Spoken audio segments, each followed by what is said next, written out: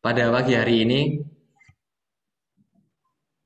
kita kembali dipertemukan oleh Tuhan Yang Maha Esa untuk kembali belajar, kembali mengenal diri kita sendiri sebagai salah satu entitas hidup dalam lingkungan kita bersama dengan tumbuhan, bersama dengan alam yang lain, bahwa kita bukan suatu makhluk yang berada di atas itu semua, tapi kita adalah bagian dari itu semua, bagian dari lingkungan tersebut. Dalam acara yang berjudul Edukasi Pemelihara Lingkungan dan Pemilihan Sampah yang diselenggarakan oleh tim KKN PPM UGM Gelora Tanjaya pada 2 tahun 2021. Acara ini disponsori oleh dibersamai oleh Wika Wika Panimbang dan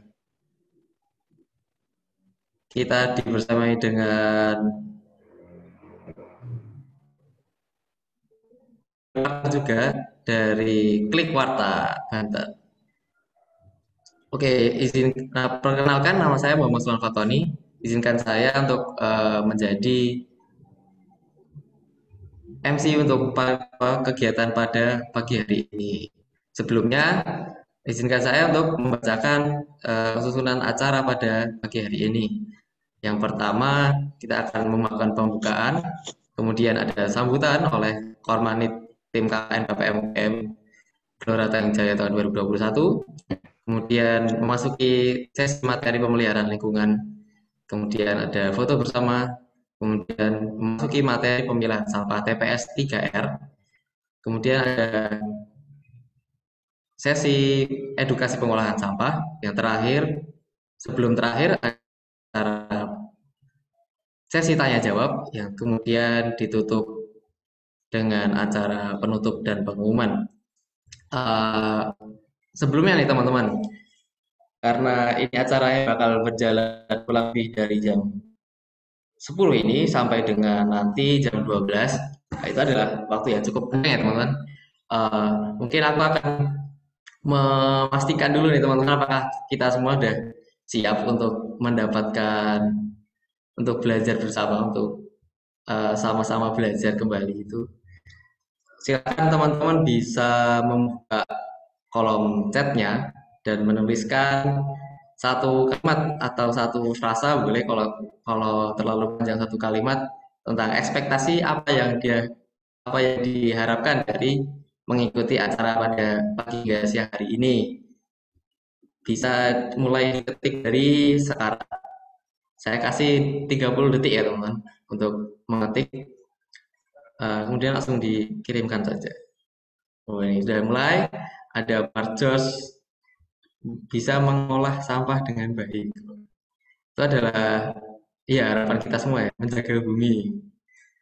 Menjaga bumi seperti Boboiboy ya, Mas. Menjaga bumi. Kita ada lagi teman-teman yang mau mengirimkan, karena penting ya untuk memahami apa gitu yang kita inginkan dari acara ini. Nanti kita bisa lebih fokus dan juga lebih terarah. Kemudian, uh, oke, oh, mengerti caranya memanfaatkan barang di sekeliling juga bisa menjadi nilai lebih. Wah, ini kayak ada bisnis-bisnis nilai lebih. Mungkin aku juga akan mau minta satu orang. Wih, ada yang raise hand nih. Mas Janitri. Apakah ada yang mau disampaikan, Mas? Oke, langsung lower hand. Ini ada yang menarik ini, membuat lingkungan sekitar sadar akan pentingnya mengelola sampah dari lingkup terkecil. Mas Basit. Baik. Mungkin Mas Basit bisa off mic nih menjelaskan apa yang dimaksudkan di sadar pentingnya mengelola sampah di lingkup terkecil. Mengapa sih itu jadi penting, Mas? Monggo. Baik, terima kasih atas waktu yang diberikan. Pertama-tama, perkenalkan, saya Basit Lazardi. Di sini saya dari Mapala Wira Aguru. Kebetulan yang saya maksud dengan melihara lingkungan dari lingkup kecil itu karena dengan adanya webinar-webinar semacam ini ya, itu membuat mungkin ini baru di Tanjung Jaya. Kalau misalnya nanti kemudian diaplikasikan pada masyarakat di daerah mana, kalau memang serempak diadakan, terus kemudian masyarakat sadar bahwa sampah ini merupakan momok yang seharusnya bisa kita kendalikan sendiri dari lingkup, katakanlah rumah tangga kita sendiri. Kalau misalnya dari rumah sampah itu udah kita olah sendiri, nanti nggak ada tuh yang namanya kejadian kalau di dekat saya ini di Bekasi itu di Bantar Gebang kemudian ada gunung sampah. Kalau di Jogja itu juga bahkan sekarang kalau teman-teman tahu sampah di TPA yang di Jogja itu juga udah menumpuk. Nah, hal-hal kayak gini nih nggak bakal kejadian kalau misalnya masyarakat sekitar itu sadar bahwa dari lingkup terkecil kita ini bisa mengolah sampah kita agar nanti dapat, kalau misalnya tadi salah satu ada yang menyebutkan bahwa menjadi nilai guna yang lebih, atau mungkin beberapa yang lain sampah ini juga bisa dimanfaatkan untuk olah tani segala macam. Itu sih mungkin yang saya sampaikan. Oke, mantap sekali. Dari lingkungan kecil bisa menyelamatkan dunia ya, kalau terakumulasi dengan benar. Bahkan selanjutnya yang dibutuhkan adalah pengorganisasian kalau kayak gitu, Mas. Eh, Mungkin tanpa berpanjang-panjang lagi, kita memasuki acara selanjutnya, yaitu pembukaan. Mari kita buka acara pada siang ini dengan bacaan basmalah bersama-sama. Bismillahirrahmanirrahim. Semoga acara pada pagi ini bisa berjalan lancar dan apa-apa yang teman-teman cari dari acara ini dapat tercapai, dan kemudian eh, saya juga berharap setelah acara ini kita bisa lebih baik lagi, lebih care terhadap lingkungan. Lalu memasuki acara berikutnya, sambutan dari Mas Bram selaku Kormanit dari tim KKN PPM UGM Gelora Tanjung Jaya tahun 2021. Pada Mas Bram dipersilakan. Baik, terima kasih Mas Sultan atas waktu yang diberi. Assalamualaikum warahmatullahi wabarakatuh. Selamat pagi teman semua. Selamat pagi teman-teman yang telah hadir dalam agenda pagi hari ini. Sebelumnya saya ingin mengucapkan selamat pagi, salam sejahtera bagi kita semua. Om Swastiastu, budaya salam kebajikan. Semoga teman-teman yang hadir dalam agenda pada pagi hari ini dalam keadaan sehat walafiat, seperti yang disebutkan oleh Mas Moderator tadi ya. Kita sekarang sedang dilanda pandemi COVID begitu. Kesehatan menjadi sesuatu yang mahal. Semua segala hal sangat terbatas ya, baik oksigen, ruang di rumah sakit dan lain sebagainya. Semoga teman-teman dalam keadaan sehat, dan jika teman-teman ada yang sakit, semoga lekas membaik. Amin. Kemudian pertama-tama saya ingin mengucapkan terima kasih atas teman-teman semua yang telah meluangkan waktu pada sesi pagi hari ini begitu, baik teman-teman dari Tanjung Jaya, dari teman-teman dari Banten maupun dari teman-teman dari KKN PPM Tanjung Jaya. Semoga acara yang nanti akan disampaikan oleh teman-teman dari KKN PPM Tanjung Jaya 2021 ini dapat bermanfaat bagi teman-teman semua. Amin. Kemudian tentu ya masalah tentang sampah ini seperti yang disampaikan oleh Mas Basit tadi, sangat luar biasa yang disampaikan sama Mas Basit. Baru di awal sudah memantik diskusi gitu. Nanti mungkin agendanya bisa lebih interaktif lagi ya teman-teman. Ini menarik pembahasannya terkait sampah, karena lingkungan pun menjadi salah satu faktor pembangunan berkelanjutan ya sekarang, terutama di daerah-daerah pariwisata, tentang manajemen pariwisata, sustainable tourism development juga itu menjadi apa ya? Permasalahan sampah itu menjadi hal utama sekarang yang masuk dalam permasalahan lingkungan. Kemudian seperti yang disampaikan oleh Mas Basit tadi, saya juga mengafirmasi ya bahwa memang sudah cukup darurat ya sekarang pun di Jogja sendiri di TPS Piungan gitu ya, tempat pembuangan sampah Piungan itu sudah sangat meludak sekali dan nggak terkontrol jumlahnya. Nah, jangan sampai daerah-daerah lain, terutama daerah-daerah pariwisata strategis seperti Tanjung Jaya juga mengalami hal yang sama. Oleh karena itu, diskusi terkait kesadaran lingkungan pun edukasi terkait kesadaran lingkungan kepada masyarakat dan teman-teman terdekat menjadi penting di sini. Semoga nanti teman-teman dapat mendapatkan manfaatnya, dapat diskusi, kemudian apa yang masih kurang dari kami, saya mohon maaf. Pun jika ada manfaatnya mohon bisa diambil. Sekian dari saya, semoga nanti agendanya bermanfaat. Assalamualaikum warahmatullahi wabarakatuh.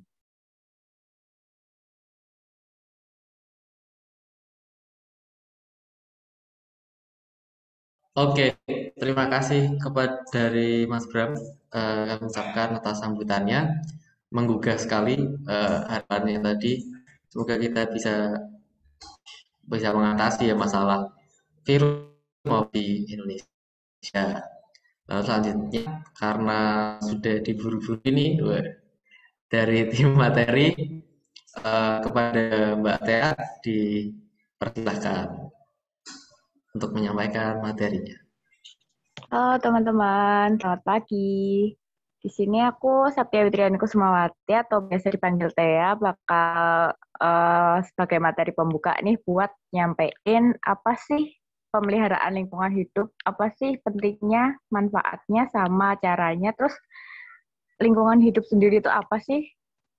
Sambil menunggu materi yang akan ditampilkan oleh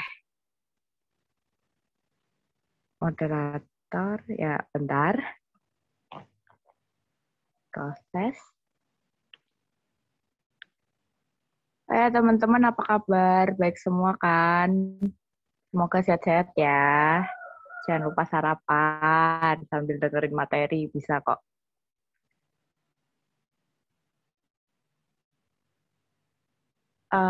Mas Jo, mungkin bukan itu materinya.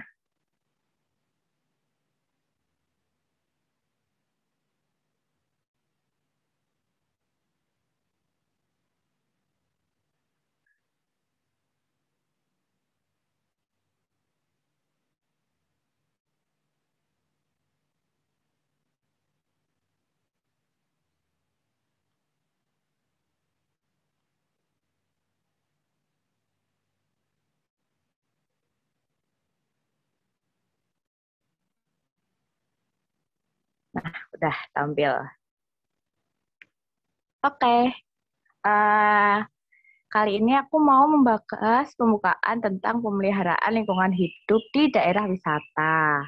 Untuk slide selanjutnya.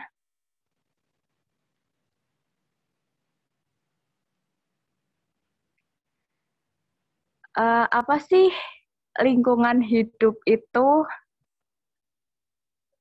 Lingkungan hidup kalau menurut Undang-Undang Nomor 32 Tahun 2009 nih tentang perlindungan dan pengolahan lingkungan hidup pasal 1 ayat 1, lingkungan hidup itu adalah kesatuan ruang dengan semua benda yang ada di dalamnya termasuk makhluk hidup, terus tumbuhan, terus hewan, terus sama lingkungan hidup itu sendiri yang terdiri kayak ada batu, tanah, dan lain-lain.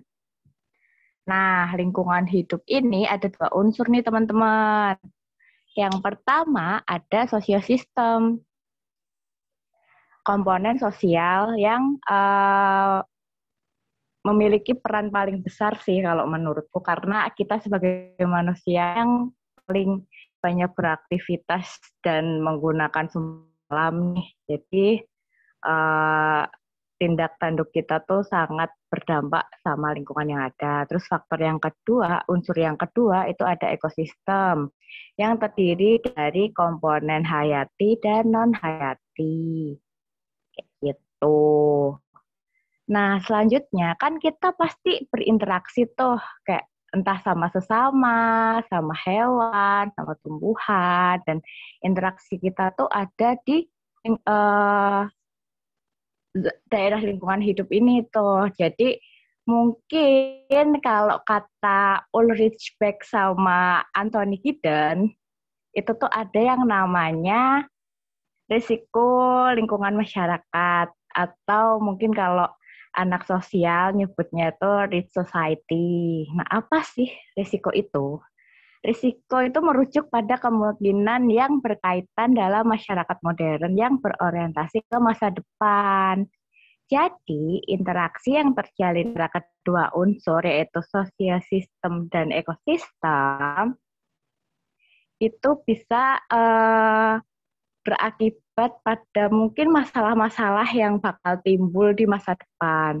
Nah, contohnya tuh apa? Bisa lanjut slide selanjutnya. Nah, contohnya nih yang paling gampang itu kayak kita tahu kan proses industrialisasi kayak pembuatan produk-produk baru, terus kayak penciptaan produk-produk baru kayak gitu. Nah, proses industrialisasi yang semakin marak ini kan semakin ngasilin banyak barang tuh. Kayak misalnya mungkin zaman nenek moyang kita dulu nggak perlu pasta gigi buat sikat gigi, cukup pakai arang atau pakai kayu gitu. Tapi kan sekarang kita kalau mau sikat gigi harus pakai pasta gigi kan. Nggak mungkin enggak. Nah, itu tuh mendorong kita sebagai manusia tuh semakin memiliki pola konsumtif. Jadi kayak kita beli kebutuhan-kebutuhan dari hasil proses atau produksi industri ini. Nah, dari situ kan nanti bakal menimbulkan adanya sampah tuh kayak terciptanya plastik, botol, dan lain-lain. Kalau kita udah nggak pakai kan bakal kebuang. Nah, itu tuh bisa aja tuh kayak membahayakan lingkungan. Nah, misalnya nih kita lagi staycation di pantai Tanjung Lesung. Nah, kan kalau staycation kita perlu mandi, kita perlu makan. Sedangkan bungkus makanan, terus kayak sabun, pasta gigi, itu kan bungkusnya plastik. Kalau udah habis kan nggak mungkin kita bawa kemana-mana kan teman-teman. Jadi pasti bakal dibuang kayak gitu. Terus juga nanti menimbulkan pencemaran. Terus mungkin selain pencemaran, kegiatan wisatawan yang bisa berpotensi untuk mencemari atau merusak objek wisata tuh ada kayak kegiatan vandalisme lingkungan. Nah, vandalisme itu bisa aja nih teman-teman di jalan nih di tempat wisata yang ada bunganya, terus kayak gatel nih, dipetik deh bunganya. Terus mungkin ada kamar mandi umum. Nah, mungkin kurang apa tuh? Kurang menjaga fasilitas, jadi ntar kayak dirusakin atau gimana, kayak gitu sih. Terus selanjutnya,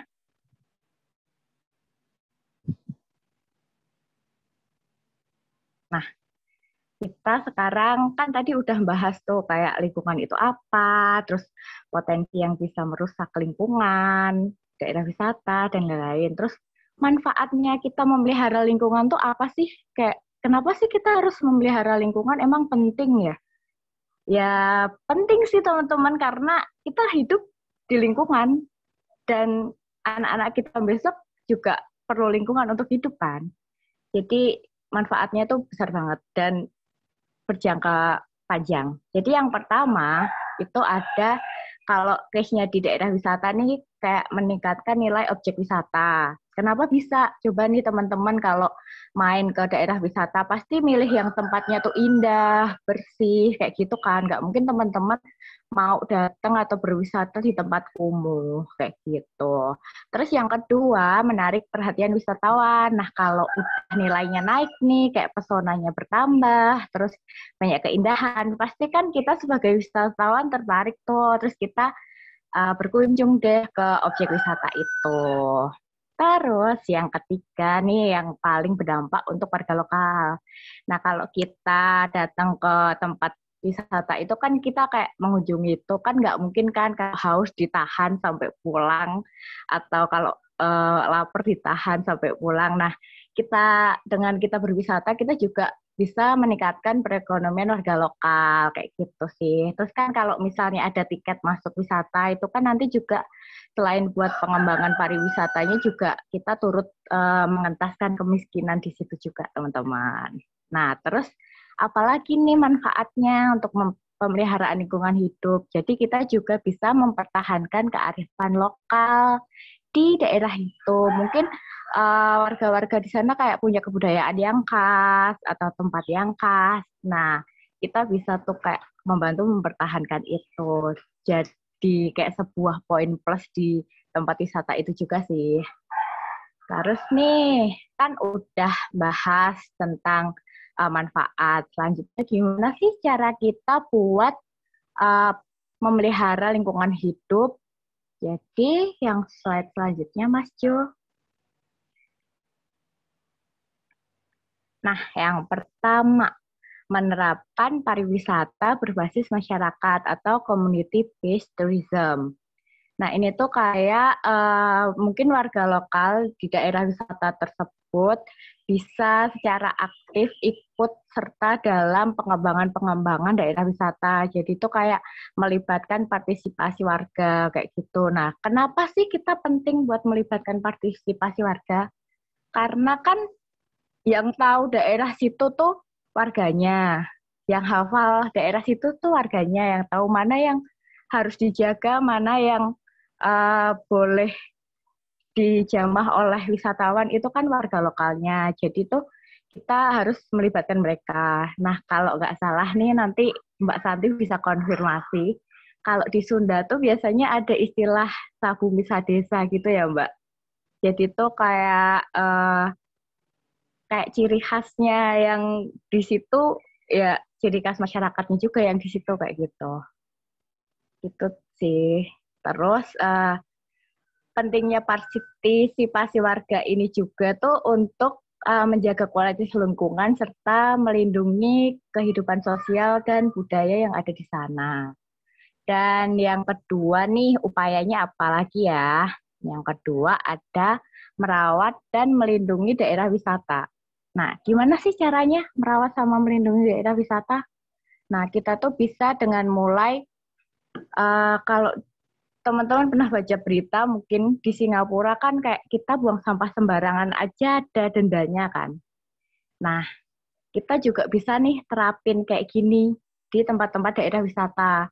Misal yang warga lokal kayak membuat suatu regulasi atau peraturan yang isinya itu denda buat wisatawan yang buang sampah sembarangan. Nah, gimana caranya kita tahu wisatawan yang buang sampah sembarangan? Mungkin selain aturan nih kan udah dibuat nih. Tapi kita juga perlu pengawas buat kayak yang ngawasin patroli kayak menjalankan atau menegakkan peraturan itu supaya berjalan. Mungkin bisa dengan sistem kalau aturannya sudah dibentuk, dengan sistem patroli misalnya nanti ada yang jaga. Nah, setiap momen tertentu, misal 2 jam atau 3 jam sekali dia keliling kayak gitu buat ngecek ada nggak nih yang buang sampah sembarangan. Ntar kalau ada langsung didenda kayak gitu. Dan denda itu juga memberikan efek jerah sama mungkin kayak menarik atensi wisatawan yang lain sih. Jadi kan yang misal nih Mas Ulchan pas jalan-jalan ke Pantai Bodur di Tanjung Jaya sana, nggak sengaja buang plastik es. Terus aku sebagai pengawas pas lewat, pas patroli, negur Mas Ulchan. Kayak, Mas maaf, jangan buang sampah di sini ya, nanti kena denda bla bla bla bla. Nah, wisatawan yang ada di sekeliling situ kan jadi kayak, apa tuh? Oh, nggak boleh buang sampah, nanti jadi denda, kayak gitu. Jadi kayak, itu juga berdampak buat menarik perhatian atau secara tidak langsung mengingatkan wisatawan yang lain. Nah, terus setelah ada regulasi, mungkin kita juga bisa kayak pengadaan tempat sampah umum. Jadi kayak dikasih di tempat sampah, di spot-spot yang banyak wisatawannya mungkin. Jadi biar mereka juga nggak alasan kayak, mau buang sampah tapi nggak ada tempat sampahnya, kayak gitu. Nah, terus yang terakhir adalah melakukan pemilahan dan pengolahan sampah. Nah, untuk materi ini nanti akan disampaikan oleh Mbak Santi dan Mbak Zeta. Itu sih teman-teman, sekian dari aku. Mungkin kalau ada pertanyaan, boleh disimpan dulu, nanti diajukan pas sesi tanya jawab. Begitu, terima kasih. Terima kasih Mbak Tia atas pemaparan materinya. Tadi ada beberapa hal ya teman-teman ya. Kalau aku tangkap, tapi tentu saja masih banyak lagi yang mungkin saya tidak menangkap itu karena keterbatasan juga. Salah satunya tentang kita adalah bagian dari lingkungan ya. Kalau kita nggak menjaga lingkungan, ya berarti kita sedang tidak menjaga diri kita sendiri gitu. Oke, sebelumnya eh, kita akan berfoto bersama nih teman-teman. Bagi teman-teman yang bisa menyalakan kameranya, mohon dinyalakan kameranya biar kelihatan nih siapa aja yang ikut nih. Mana sih muka-muka orang pecinta lingkungan ya, yang belajar di sini, belajar bersama di sini. Yuk, ada Mbak Nuri, ada Mas Basit, ada Mas George. Yang lain ditunggu.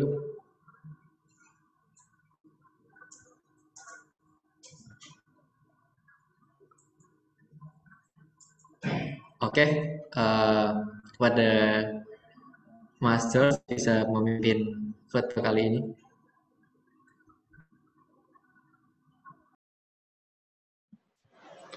Ini ada yang mau open cam lagi nggak? Ini di aku baru ada 10 orang.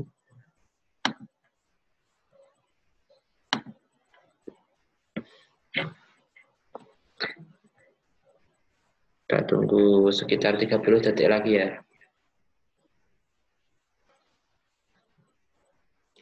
Kemarin hilang.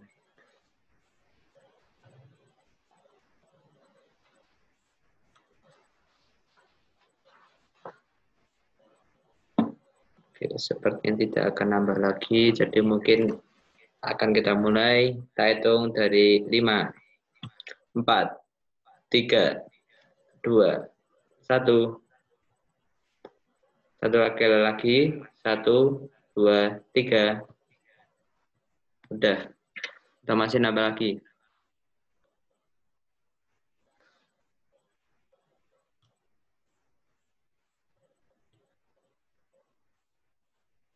Saya kembalikan kepada Mas Ulcan. Oke.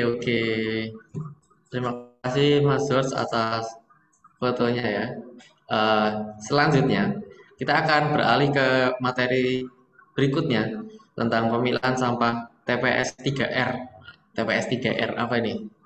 TPS 3R nanti bisa disimak dalam materinya. Indonesia termasuk bangsa ya suka menyingkat-nyingkat ya. Jadi singkatan-singkatan istilah-istilah yang harus kita pahami sama. Oleh karenanya nanti Mbak Santi akan menjelaskan. Kepada Mbak Santi dipersilahkan.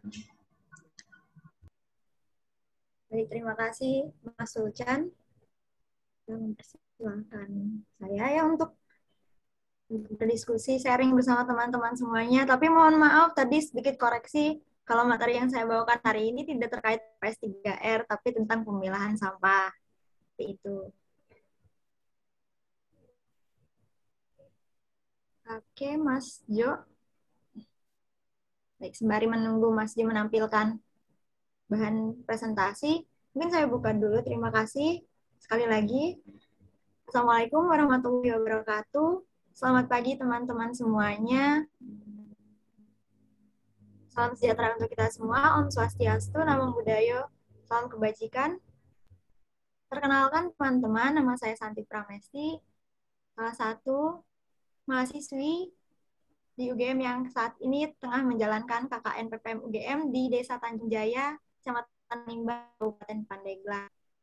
Nah, pagi hari ini, saya ingin sedikit berdiskusi dan mengajak teman-teman semuanya untuk dapat turut aktif menyalurkan menyalurkan opininya mungkin dan juga pendapatnya juga tentang memilah sampah dan juga mengajak teman-teman untuk dapat memanfaatkan sampah yang ada di sekitar kita. Mungkin untuk pemanfaatan nanti akan lebih dijelaskan oleh Mbak Zeta di materi selanjutnya. Tapi pada materi kali ini saya akan menjelaskan terkait dengan pemilahan sampah. Baik. Sebelumnya suara saya terdengar jelas, teman-teman? Jelas, Kak. Baik, terima kasih. Nah, mari mulai belajar memilah sampah. Ini tagline yang saya ambil karena sebagaimana yang kita ketahui bahwa kehidupan kita sangat dekat dengan sampah. seharian kita sangat dekat dengan sampah dan sampah menjadi hal yang lumrah dan sangat sangat mengkhawatirkan apabila tidak kita mulai untuk bentar. Oke. Mari mulai belajar memilah sampah. Mungkin bisa dilanjut, Mas Jo. Nah, sebelumnya, mengapa harus sampah? Karena pada dasarnya pemahaman masyarakat Indonesia terhadap sampah masih terbilang cukup rendah, teman-teman. Untuk itu, perlu upaya dalam meningkatkan pentingnya pemanfaatan sampah. Untuk saat ini, masih banyak ditemukan masyarakat yang hanya membuang begitu saja sampah rumah tangga mereka. Hingga ujungnya, perjalanan setumpuk sampah itu berakhir pada tempat pembuangan sampah akhir tanpa adanya pengolahan lanjut.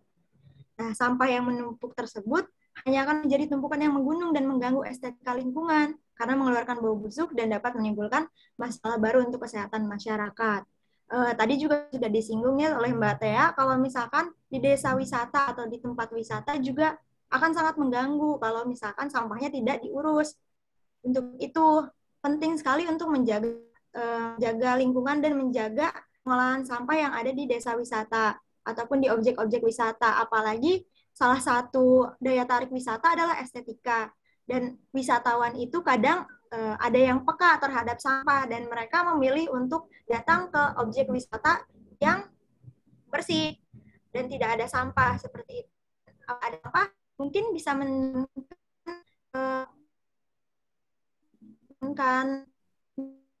untuk datang ke tempat wisata.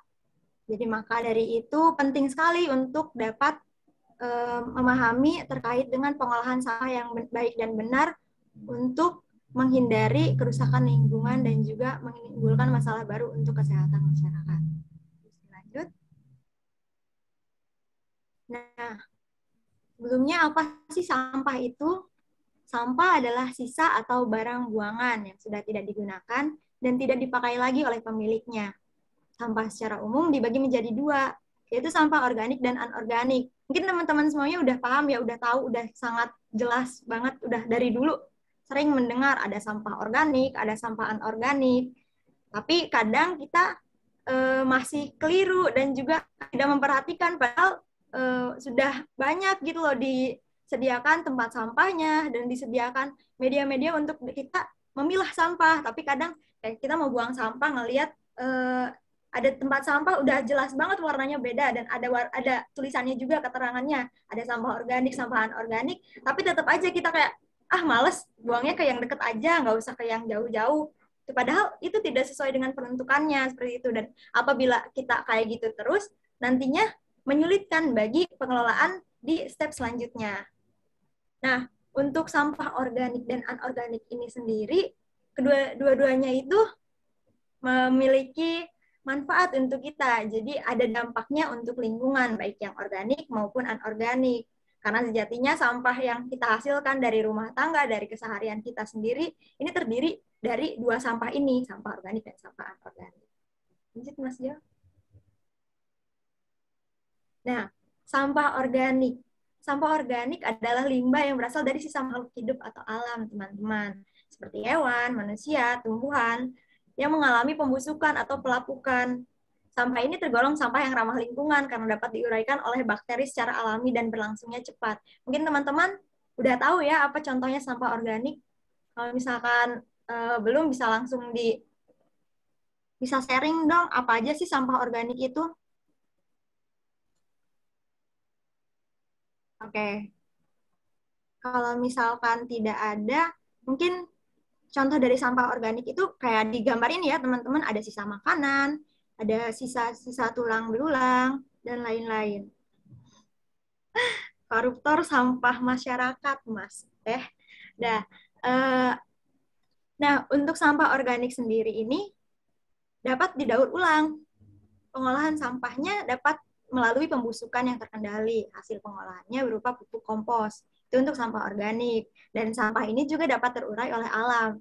Sampah organik berasal dari sisa makhluk hidup sehingga mudah membusuk dan terurai oleh alam dibantu oleh bakteri. Maka kalau misalkan untuk sampah organik masih aman untuk tidak diolah dengan Demikian, tapi dapat juga dimanfaatkan menjadi kompos dan berguna juga untuk tanaman dan lain-lain. Seperti itu. Lanjut, Mas Jo. Nah, sedangkan sampah anorganik sendiri, dalam Marlian 2014 dijelaskan bahwa sampah anorganik merupakan limbah yang dihasilkan dari bahan-bahan non-hayati, baik berupa produk sintetik maupun hasil proses teknologi pengolahan bahan tambang atau sumber daya alam yang tidak dapat diuraikan oleh alam. Jadi perbedaannya yang paling mencolok, kalau untuk sampah organik bisa diuraikan oleh alam, tetapi untuk sampah anorganik tidak bisa diuraikan oleh alam dan bakteri. Maka dari itu, sampah anorganik menjadi salah satu permasalahan sampah yang paling sulit untuk diatasi karena pemakaiannya yang sering dan juga pengelolaannya yang belum tepat dan belum diantisipasi lebih lanjut oleh masyarakat. Jadi masyarakat kadang menyamaratakan antara sampah organik dan anorganik. Mau sampah organik, mau sampah anorganik tetap dibuang ke pekarangan rumah atau ke tempat pembuangan sampah. Tapi mereka tidak tahu bahwa sampah anorganik ini tidak dapat diuraikan dengan cepat seperti sampah organik. Maka dari itu banyak sekali permasalahan yang muncul, seperti lingkungan menjadi kotor, bau yang busuk, dan lain-lain. Nah, sampah anorganik ini sendiri terbagi menjadi beberapa jenis. Yang pertama adalah sampah kaca, yaitu sampah gelas atau kaca yang dapat didaur ulang dengan cara menghancurkannya, melelehkannya, dan memproses kembali menjadi bahan baku temperatur tinggi sampai menjadi cairan gelas dan kemudian dicetak. Apabila dibuang, sampah gelas ini membutuhkan ratusan tahun untuk bisa hancur. Nah, yang kedua adalah sampah kaleng. Sampah kaleng ini juga dapat didaur ulang, teman-teman, dengan cara melelehkan dan menjadikan batang aluminium sebagai bahan dasar produk baru. Kemudian adalah sampah kertas. Nah, sampah kertas juga dapat didaur ulang. Mungkin kita juga sering ya memiliki sampah kertas seperti catatan kita dari SD, SMP, SMA yang menggunung. Kadang kan kita tidak memanfaatkannya ya, tetapi langsung dikilo. Ayo di sini siapa yang sampah-sampah atau bukan sampah sebenarnya ya, catatan-catatan bekasnya dikilo dan dijadikan uang gitu. Itu bisa, tidak apa-apa daripada dibuang ke lingkungan sekitar kita dan mengotori. Mungkin dengan cara di kilo kepada pengepul itu bisa menjadi salah satu cara untuk mengurangi sampah. Dan nanti kan di pengepul juga mereka akan mulai mendaur ulang kembali sampah-sampah yang telah dibeli tadi. Nah, selanjutnya adalah sampah plastik. Ini mungkin menjadi sampah yang paling sering ya kita pakai, apalagi semua barang yang kita beli dari supermarket, dari belanja-belanja, paket, dari online shop, dan apapun itu pasti dibungkus dengan menggunakan sampah plastik. Nah, sampah plastik ini merupakan sampah yang tidak dapat hancur dan menyatu dengan tanah, teman-teman. Untuk itu, cara mendaur ulang sampah plastik ini dapat menjadikannya kerajinan tangan yang dapat dimanfaatkan secara pribadi maupun dijual. Nanti mungkin untuk sampah plastik ini dapat dijelaskan oleh Mbak Zeta ya setelah ini di materi selanjutnya terkait dengan mengolah sampah menjadi uang. Nah, yang selanjutnya adalah sampah kain.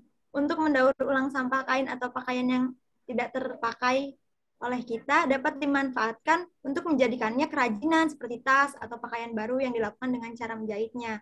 Jadi nanti jatuhnya seperti kain perca ya, teman-teman. Bisa dibikin macam-macam, bisa dibikin tas, ataupun bisa dibikin taplak meja, kemudian alas kaki, dan lain-lain.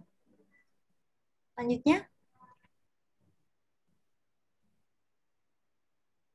Nah, ada beberapa alasan kenapa kita harus memilah sampah organik dan anorganik. Apa sih pentingnya memilah sampah-sampah organik dan anorganik ini?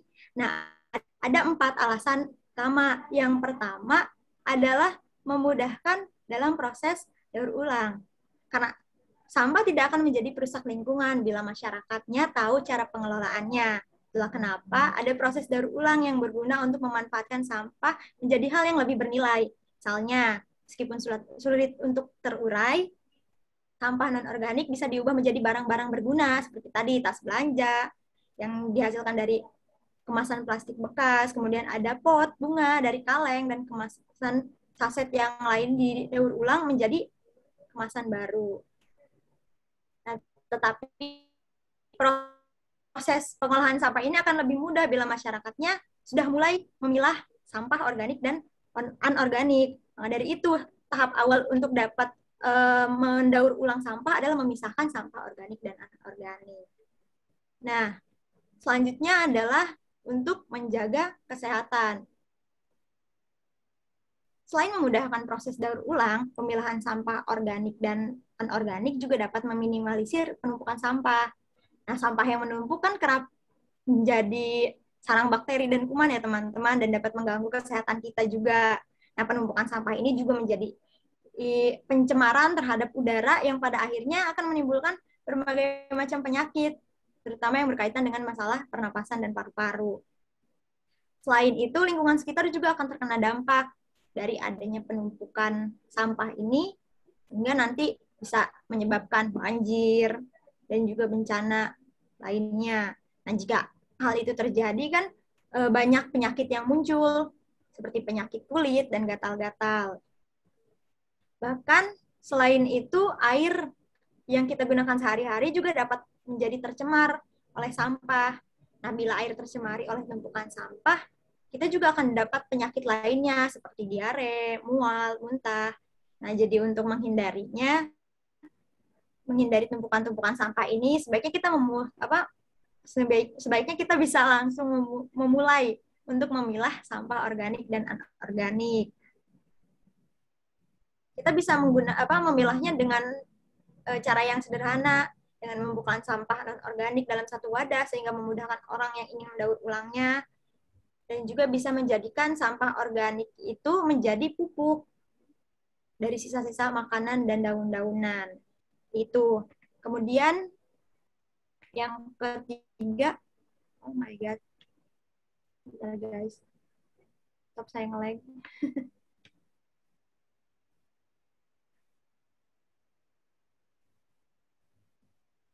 Yang ketiga adalah mengurangi sampah di laut. Karena sampah yang tidak dikelola dengan baik kan akan berakhir di tempat pembuangan air ya teman-teman. Tapi tidak hanya di situ. Sampah juga akan berakhir di lautan. Karena kan banyak kan, apalagi kita di daerah pesisir, sering menemukan bahwa pantainya kotor, pantainya banyak sampah. Nah itu kan kayak tadi yang dijelaskan bahwa itu bisa mengurangi minat wisatawan untuk datang karena pantainya kotor, tidak estetik, nggak bagus, nggak instagramable kan kalau kata anak-anak zaman sekarang yang hobinya cari konten.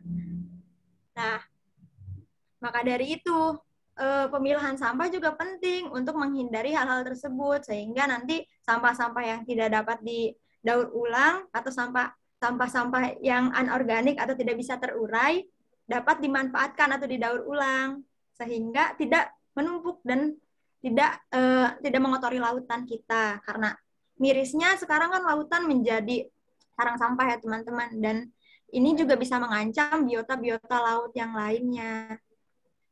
Itu.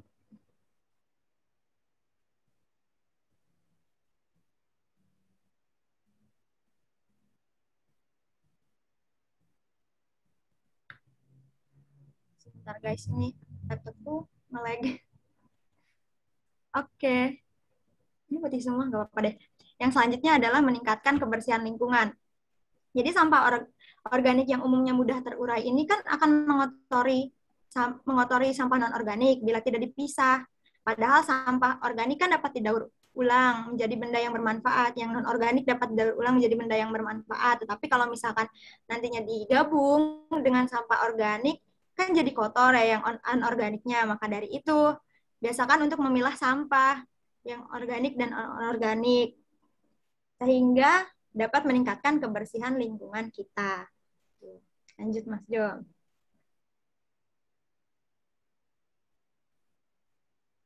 Nah, pengelolaan sampah ini sendiri bisa kita lakukan dengan prinsip 3R. Apa sih prinsip 3R itu?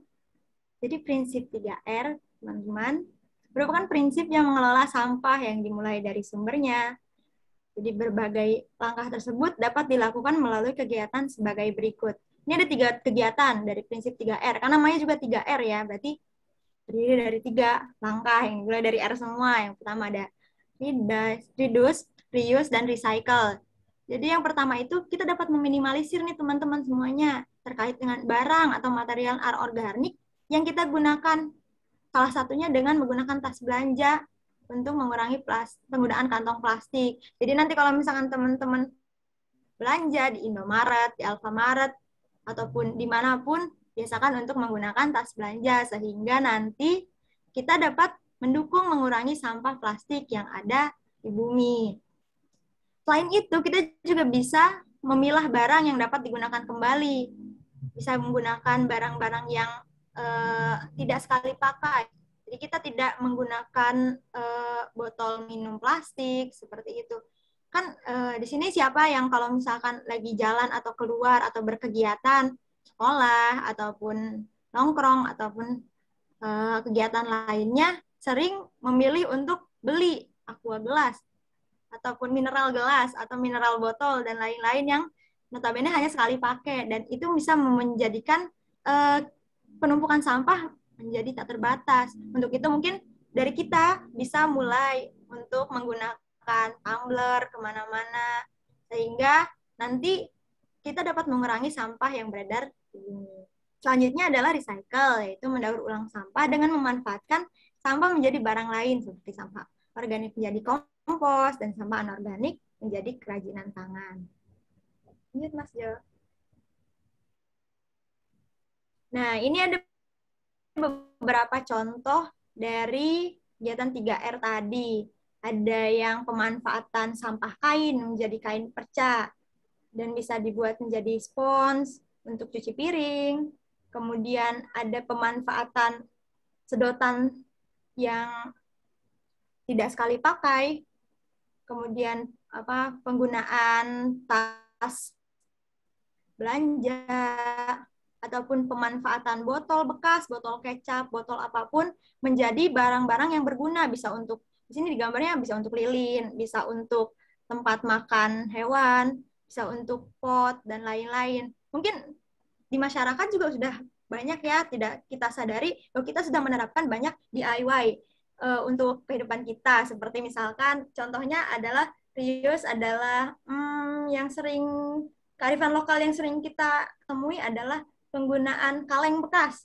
Apalagi saat lebaran kan banyak banget kaleng-kaleng kongguan dan lain-lain yang ternyata isinya adalah emping, rempeyek, dan rangginang dan lain-lain. Itu juga menjadi salah satu bentuk dari implementasi untuk 3R ini. Ini sangat bagus sekali teman-teman dan bisa mengurangi sampah yang ada di bumi dan menjaga lingkungan, menjaga kesehatan kita. Seperti itu. Selanjutnya.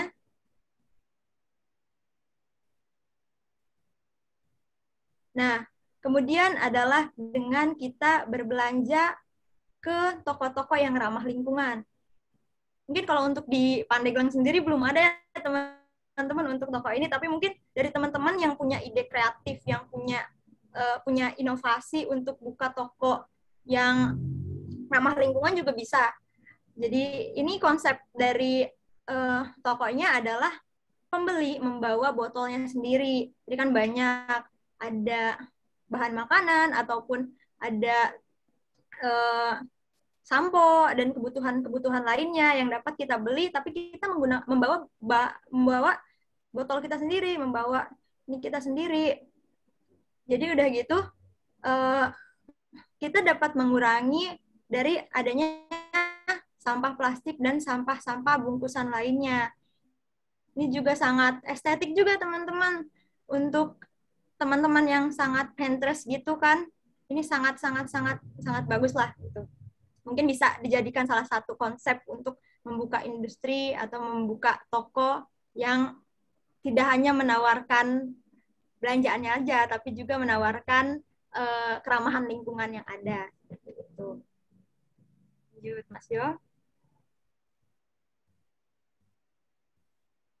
Nah, selain sampah-sampah yang tadi, karena kita sedang ada di masa pandemi, kita pasti setiap hari, setiap berkegiatan, setiap keluar rumah, kita menggunakan masker medis. Nah, masker medis ini teman-teman sekali pakai ya. Jangan dipakai berkali-kali. Apalagi kalau misalkan kita sudah keluar rumah dengan intensitas waktu yang tinggi, dengan waktu yang lama gitu. Ini maskernya dibuang. Tetapi pembuangannya juga harus ada tipsnya. Tidak sembarang hanya dibuang seperti aja karena rawan akan penyakit, rawan untuk lingkungan, dan juga rawan terhadap pihak-pihak atau oknum-oknum yang tidak bertanggung jawab. Nah, ini ada beberapa tips untuk kita mengelola sampah masker medis yang telah kita gunakan. Step yang pertama adalah kita dapat mencuci tangan sebelum kita membuang masker medis. Yang kedua adalah kita membuang masker medis, memegangnya, tapi tidak menyentuh bagian hidung dan mulut. Jadi hanya menyentuh talinya saja, teman-teman. Hanya menyentuh talinya saja dan langsung dibuang. Langsung dibuang, tapi sebelum dibuang, kita harus disemprot dulu dengan menggunakan cairan disinfektan untuk membunuh virus-virus yang ada di masker, sehingga masker yang kita buang ini tidak menyala dengan melipatnya menjadi dengan melipatnya. Nah, setidaknya 3 kali ya teman-teman, dengan bagian-bagian yang menyentuh mulut dan hidung ada di dalam. Ini untuk menghindari terjadinya penyebaran droplet dari kita. Maka dari itu harus ditilep dulu, dilipat. Kalau bahasa Sunda ditilep. Terus udah gitu, langkah selanjutnya adalah dibungkus dengan plastik, kertas, atau tisu. Sebenarnya tidak boleh dengan plastik ya teman-teman, lebih better dengan kertas atau tisu yang mudah terurai. Jangan menambah sampah lagi. Selanjutnya adalah meletakkan masker medis dalam wadah tertutup rapat. Kita makan wadah yang berwarna merah sebagai kode sampah medis. Selanjutnya nanti untuk plastiknya tersebut dilabeli dengan tulisan sampah medis dan baru dibuang, dipisahkan. Setelah itu kita dapat mencuci tangan dan baru membuangnya. Selanjutnya. Nah, demikian mungkin dari materi pemilahan sampah yang dapat saya sampaikan dengan juga 3R-nya tadi. Mungkin untuk teman-teman yang mau berdiskusi ataupun menyampaikan pendapat, nanti akan dibuka sesi tanya-jawab. Terima kasih teman-teman, semoga nanti kalian dapat aktif ya bertanya. Terima kasih. Saya kembalikan kepada Mas Sultan. Terima kasih Mbak Santi atas materinya. 3R ya teman-teman. Reduce, reuse, recycle ya. Tapi ngambil ngambil barang yang bukan haknya itu bukan reuse ya. Jadi pastikan itu sampah dulu. Agar menyingkat waktu ya, kita mencapai ke sesi selanjutnya, yaitu sesi materi pengolahan sampah oleh Mbak Zeta. Kepada Mbak Zeta dipersilahkan. Ya, sebenarnya apakah suara saya terdengar? Jelas. Jelas. Oke. Sebenarnya Assalamualaikum warahmatullahi wabarakatuh. Selamat siang teman-teman semuanya. Ya, pada kesempatan kali ini saya akan menambahkan materi tadi yang telah disampaikan oleh Mbak Tea juga Mbak Santi tentang bagaimana pemeliharaan lingkungan, kemudian bagaimana pengelolaan sampah, tadi juga dijelaskan klasifikasi sampah, bagaimana bisa mengolah sampah masker medis gitu ya oleh Mbak Santi. Nah, di sini pada kesempatan kali ini saya akan menyampaikan materi gitu, sharing sedikit materi tentang pengelolaan sampah menjadi barang yang memiliki nilai ekonomis atau dari sisi entrepreneurship-nya. Nah, di sini saya Anissa Zafira atau biasanya dipanggil teman-teman dengan Zeta akan menyampaikan materi dengan judul Sulap Sampah Jadi Uang. Why not? Next, Cu.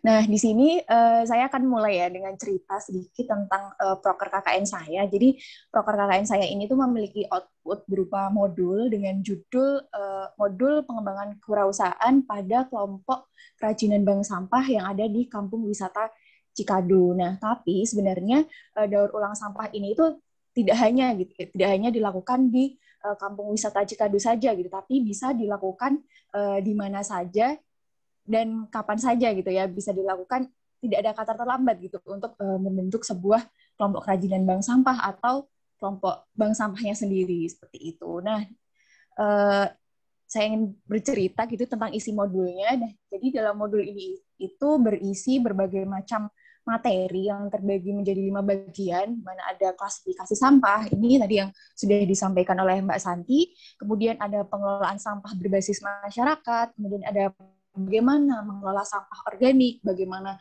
mengelola sampah anorganik, kemudian skema bisnis dari sebuah bank sampah itu sendiri gitu ya, bagaimana inovasi produknya, inovasi programnya, kemudian bagaimana cara memasarkan dari produk-produk yang telah dihasilkan oleh bank sampah. Nah, di sini saya tidak akan menyampaikan panjang lebar gitu ya tentang isi modulnya, karena teman-teman, next Jo, karena teman-teman bisa mengakses secara gratis di bit.ly/modul sampah jadi uang gitu. Teman-teman bisa lihat, membaca modulnya, mungkin ada teman-teman yang tertarik gitu ya, ada yang mau mengembangkan daur ulang sampah atau ingin membentuk gitu, membuat sebuah kelompok bank sampah di desanya atau di kampungnya gitu ya. Nah, teman-teman bisa membaca ini untuk mungkin menjadikan referensi ya seperti apa gitu. Oke, next Jo, kita langsung aja mulai materinya. Jadi pengelolaan sampah secara mandiri oleh kelompok masyarakat ini bisa dikenal dengan istilah pengelolaan sampah berbasis masyarakat. Nah, apa sih pengelolaan sampah berbasis masyarakat? Pengelolaan sampah berbasis masyarakat itu adalah sistem pengelolaan dengan melibatkan komunitas masyarakat di setiap tahapannya, dimulai dari tahap perencanaan, kemudian sosialisasi, koordinasi, pengelola, hingga pengoperasian. Nah, contoh sosialisasi ini tuh adalah seperti yang kita lakukan saat ini gitu ya, sosialisasi, memberikan edukasi kepada masyarakat mengenai bagaimana sih pengelolaan sampah, bagaimana klasifikasi sampah yang benar gitu ya. Dan tidak hanya saja sosialisasi juga bisa mensosialisasikan mengenai keberadaan dari kelompok bank sampah yang dibentuk gitu. Contohnya misalkan kelompok bank sampah Cikadu, nah kita bisa sosialisasi nih kepada masyarakat luas, pada halayak kalau ini loh ada loh kelompok bank sampah Cikadu gitu ya. Nah, itu contoh sosialisasi. Kemudian koordinasi itu bisa pengelola bank sampah kepada masyarakat luas, bisa juga pengelola dengan perangkat daerah gitu ya untuk mendapatkan dukungan dari segi legalitas, kemudian pemasaran produknya gitu. Kemudian dari pengelolaan ini bisa bagaimana kita bisa mengelola bank sampah ini agar bisa sustain gitu ya teman-teman. Misalkan dengan membuat buku tabungan sampah, buku nasabah sampah gitu ya, bisa untuk pendataan dan lain sebagainya. Nah, tujuannya apa? Tujuan untuk melibatkan partisipasi masyarakat ini supaya dapat menciptakan kemandirian masyarakat dalam menjaga kebersihan lingkungan melalui pengelolaan sampah menjadi barang berguna dan memiliki nilai jual. Seperti itu. Next. Nah, di sini saya ingin promosi sedikit gitu ya tentang kelompok kerajinan bank sampah yang ada di Cikadu ini. Sebenarnya kelompok bank sampah di Cikadu ini itu adalah concern terhadap sampah-sampah anorganik gitu ya, sampah plastik, sampah bekas kemasan gede atau mie instan gitu yang diubah oleh kelompok ibu-ibu yang ada di sana menjadi kerajinan tas, dompet, tatakan piring dan lain sebagainya. Namun karena ada kendala dari satu dan lain hal, kelompok ini tuh belum bisa berkembang dengan baik gitu ya, apalagi ditambah dengan adanya corona saat ini gitu. Nah, kemudian tidak hanya itu saja, kendalanya juga ada di pemasaran produknya gitu, di mana masyarakat di sana itu karena kurang gitu dalam menggunakan sosial media, jadi masih kurang dalam memasarkan produk-produk yang ada di sana. Ini contohnya yang dibawa adiknya sama mbaknya ini adalah contoh produk yang telah dibuat oleh ibu-ibu yang ada di sana. Next. Nah, ini lanjut ke pengelolaan sampah organik. Nah, pengelolaan sampah organik ini dalam modul tersebut saya memberikan penjelasan gitu ya mengenai bagaimana membuat pupuk kompos, kemudian bagaimana membuat pupuk organik cair dengan metode ember tumpuk, di mana kedua pengelolaan sampah organik ini itu menjadi proker teman rekan saya yang ada di subunit saya mengenai pengelolaan pupuk kompos dan POC itu pupuk organik cair dengan metode ember tumpuk. Nah, teman-teman, sekalian promosi lagi ya, teman-teman bisa lihat videonya ini karena saya nggak akan menjelaskan panjang lebar tentang ini. Teman-teman bisa lihat video ini di link YouTube-nya KKN PPM Tanjung Jaya tentang bagaimana sih cara membuat pupuk kompos dan membuat pupuk organik cair seperti itu. Next. Nah, selanjutnya ini adalah pengelolaan sampah anorganik. Nah, ini contohnya ya teman-teman, pengelolaan sampah anorganik ini itu apa ya? Bisa dimulai dari hal sepele gitu ya. Tadi contohnya Mbak Santi juga tadi ada kita menggunakan kaleng, mereuse kaleng gitu ya. Misalkan kaleng biskuit ya biasanya masih digunakan lagi untuk dipakai lagi gitu untuk kaleng keripik lah atau cemilan-cemilan kita gitu ya. Nah, di sini aku mau kasih contoh ini based on pengalamanku di mana aku ini punya sebuah online shop gitu ya yang menjual buket snack. Nah, ini itu juga ada salah satu bahannya itu yang terbuat dari kardus. Jadi yang ada di belakang snacknya ini, di belakangnya snacknya itu adalah kardus teman-teman. Jadi kardus bekas yang udah nggak terpakai itu bisa dimanfaatkan menjadi tatakan atau apa ya landasannya dari snacknya ini bisa biar bisa berdiri tegak gitu ya. Nah itu pakai kardus. Ditambah lagi ini ada kain-kainnya juga. Ini bisa juga dipakai dari kain yang udah nggak terpakai gitu ya teman-teman. Seperti itu. Inilah contoh pengelolaan sampah anorganik. Next. Nah, ini contohnya lagi. Ini ada EcoBrick. EcoBrick ini itu membuatnya cukup simpel ya, teman-teman. Cukup dari sampah plastik kemasan, kemudian ada botol, yang dimana sampah kemasan tadi digunting kecil-kecil, kemudian dimasukkan ke botol. Nanti ini fungsinya buat apa terus ini? Nah, ini bisa dipakai untuk furniture. Jadi, teman-teman bisa menyusun ini menjadi sebuah meja atau kursi gitu yang bisa dipakai dalam kehidupan sehari-hari. Kemudian ini ada contohnya lampu hias, ini dibuat dari sendok. Jadi sendok warna putih ini ya. Sendok kemudian disusun menjadi lampu hias, kemudian ada tutup galon, ini dibuat dari bungkus kopi. Kemudian ini tas karya ibu-ibu yang ada di Kampung Wisata Cikadu, ini dibuat dari bungkus ale-ale. Jadi tutupnya yang gelas ale-ale itu, ale-ale kalian tahu kan ya ale-ale itu apa? Kayak minuman gitu. Nah, ini dibuat dari sampah minuman tersebut gitu. Ini ada tas serbaguna yang bisa dipakai gitu buat ke laundryan, bisa ke pasar juga. Nah, ini dibuat dari bungkus deterjen. Kemudian ini ada tikar ini dibuat dari bungkus kopi gitu. Dan ini tentu memiliki nilai jual yang cukup ya, kayak dari sekitar 30.000 hingga 250.000 rupiah. Seperti itu. Next, nah di sini kuncinya apa? Kuncinya itu adalah ketelatenan dan kreativitas kita gitu ya. Nah, ketelatenan itu kan kita harus ngumpulin sampah pelan-pelan, kemudian kita bisa tadi kalau misalkan kita membuat tikar berarti kita harus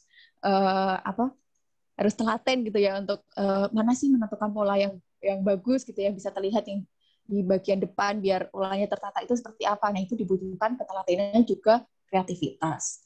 Next.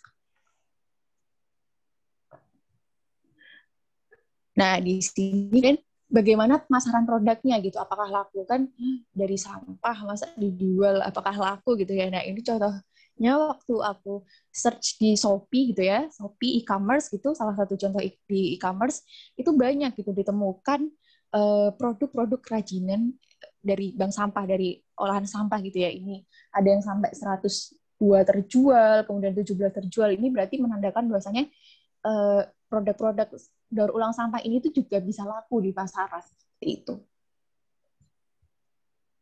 Next. Nah, gimana kemudian caranya gitu ya? Kemudian bagaimana caranya kita ini bisa membentuk atau membuat sebuah produk dari daur ulang sampah ini? Pertama, kita bisa menentukan produknya gitu. Kita menentukan produknya, kita mau buat apa nih gitu. Misalkan teman-teman masih ragu ya, teman-teman bisa mengajak temannya gitu ya, mengajak saudaranya gitu untuk membuat produk ini gitu, membuat produk baru dari daur ulang sampah gitu. Dapat dilakukan dengan brainstorming ide gitu, cari ide yang misalkan out of the box gitu, atau misalkan yang belum ada di pasaran itu. Kalau misalkan pun ada di pasaran, cari nih yang beda itu apa gitu ya. Nah, itu teman-teman bisa melakukan brainstorming ide produk gitu. Kemudian kedua, teman-teman bisa menentukan nama produknya, kemudian bisa membuat brand membuat brand produknya itu apa, kemudian bisa membuat logo gitu ya untuk membedakan produk teman-teman ini dengan produk-produk yang lain. Nah, ini tipsnya teman-teman bisa mencari nama yang belum pasaran dipakai oleh brand lain, kemudian ini bisa juga teman-teman memakai nama kota teman-teman gitu. Misalkan produknya itu adalah apa ya contohnya, misalkan tas gitu ya. Tas by Cikadu gitu. Nah, itu kan bisa, oh ini tuh produknya dari Cikadu, seperti itu. Next. Kemudian di sini teman-teman bisa mulai gitu untuk membuat produknya. Misalkan teman-teman tadi mau membuat tas gitu ya, teman-teman bisa mulai membuat tas sebagus mungkin gitu ya untuk trial and error juga. Teman-teman bisa kemudian mulai coba untuk memfoto produknya gitu. Gimana sih cara memfoto produknya gitu ya, yang bagus. Teman-teman nggak usah pakai kamera gitu, pakai HP pun bisa ya. Pakai HP pun bisa, carilah background mungkin atau alas yang polos, kemudian foto di bawah sinar matahari. Biasanya kalau dari pengalaman itu, kalau foto produk itu biasanya sekitar pukul 10 pagi gitu ya, masih belum terlalu panas gitu cuacanya. Kemudian telah untuk menentukan target pemasaran dan media pemasaran teman-teman untuk memasarkan produknya.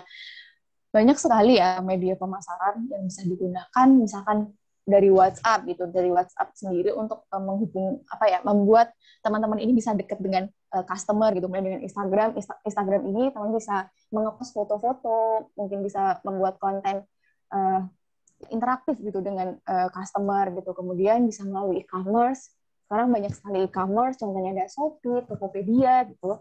Kemudian yang lagi hits juga yang sedang dipakai oleh kita semua gitu ya, kita bisa pakai TikTok gitu. Di TikTok itu kita bisa membuat konten yang ya viewersnya itu bisa langsung banyak gitu. Nah, teman bisa pakai TikTok. Kemudian yang mungkin lebih profesional lagi, ketika teman-teman usahanya sudah berkembang, bisa menggunakan website seperti itu. Next. Nah, ini mulai ketika sudah tahu target pemasarannya siapa. Misalkan target pemasarannya mau usia sekian sampai sekian. Nah, kita bisa riset dulu nih, kalau misalkan usia 20 sampai 30 tahun itu biasanya mereka sukanya pakai apa ya itunya, kalau mereka sosial media itu biasanya pakai apa. Nah, kita bisa riset dulu gitu.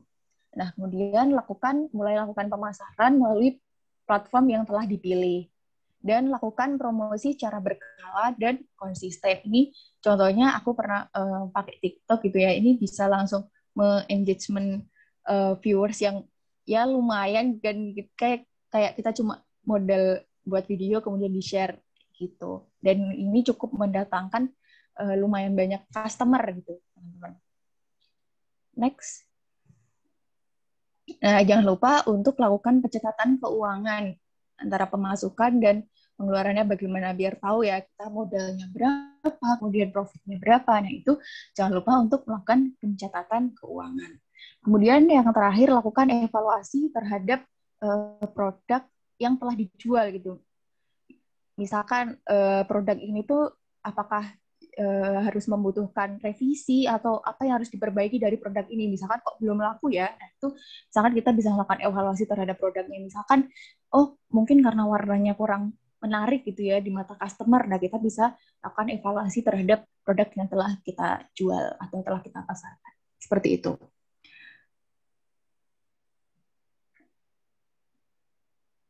Next. Oh ya, ini udah di slide terakhir teman-teman. Mungkin cukup sekian pemaparan materi dari saya. Mungkin ada kurang lebihnya saya mohon maaf. Nanti jika ada pertanyaan bisa disampaikan saat sesi diskusi. Seperti itu. Terima kasih.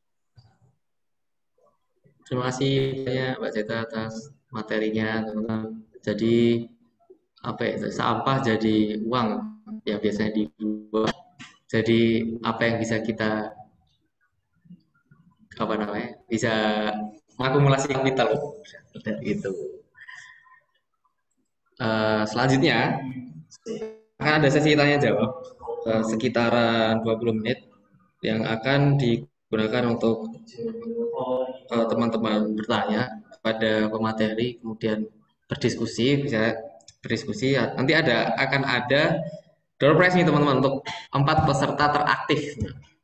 Makanya jangan sampai dilewatkan nih tanya jawab dan diskusinya, biar seru, biar kita ilmunya tidak hanya sekedar masuk telinga dan keluar lagi, tapi benar-benar merasuk ke dalam jiwa dengan berdiskusi.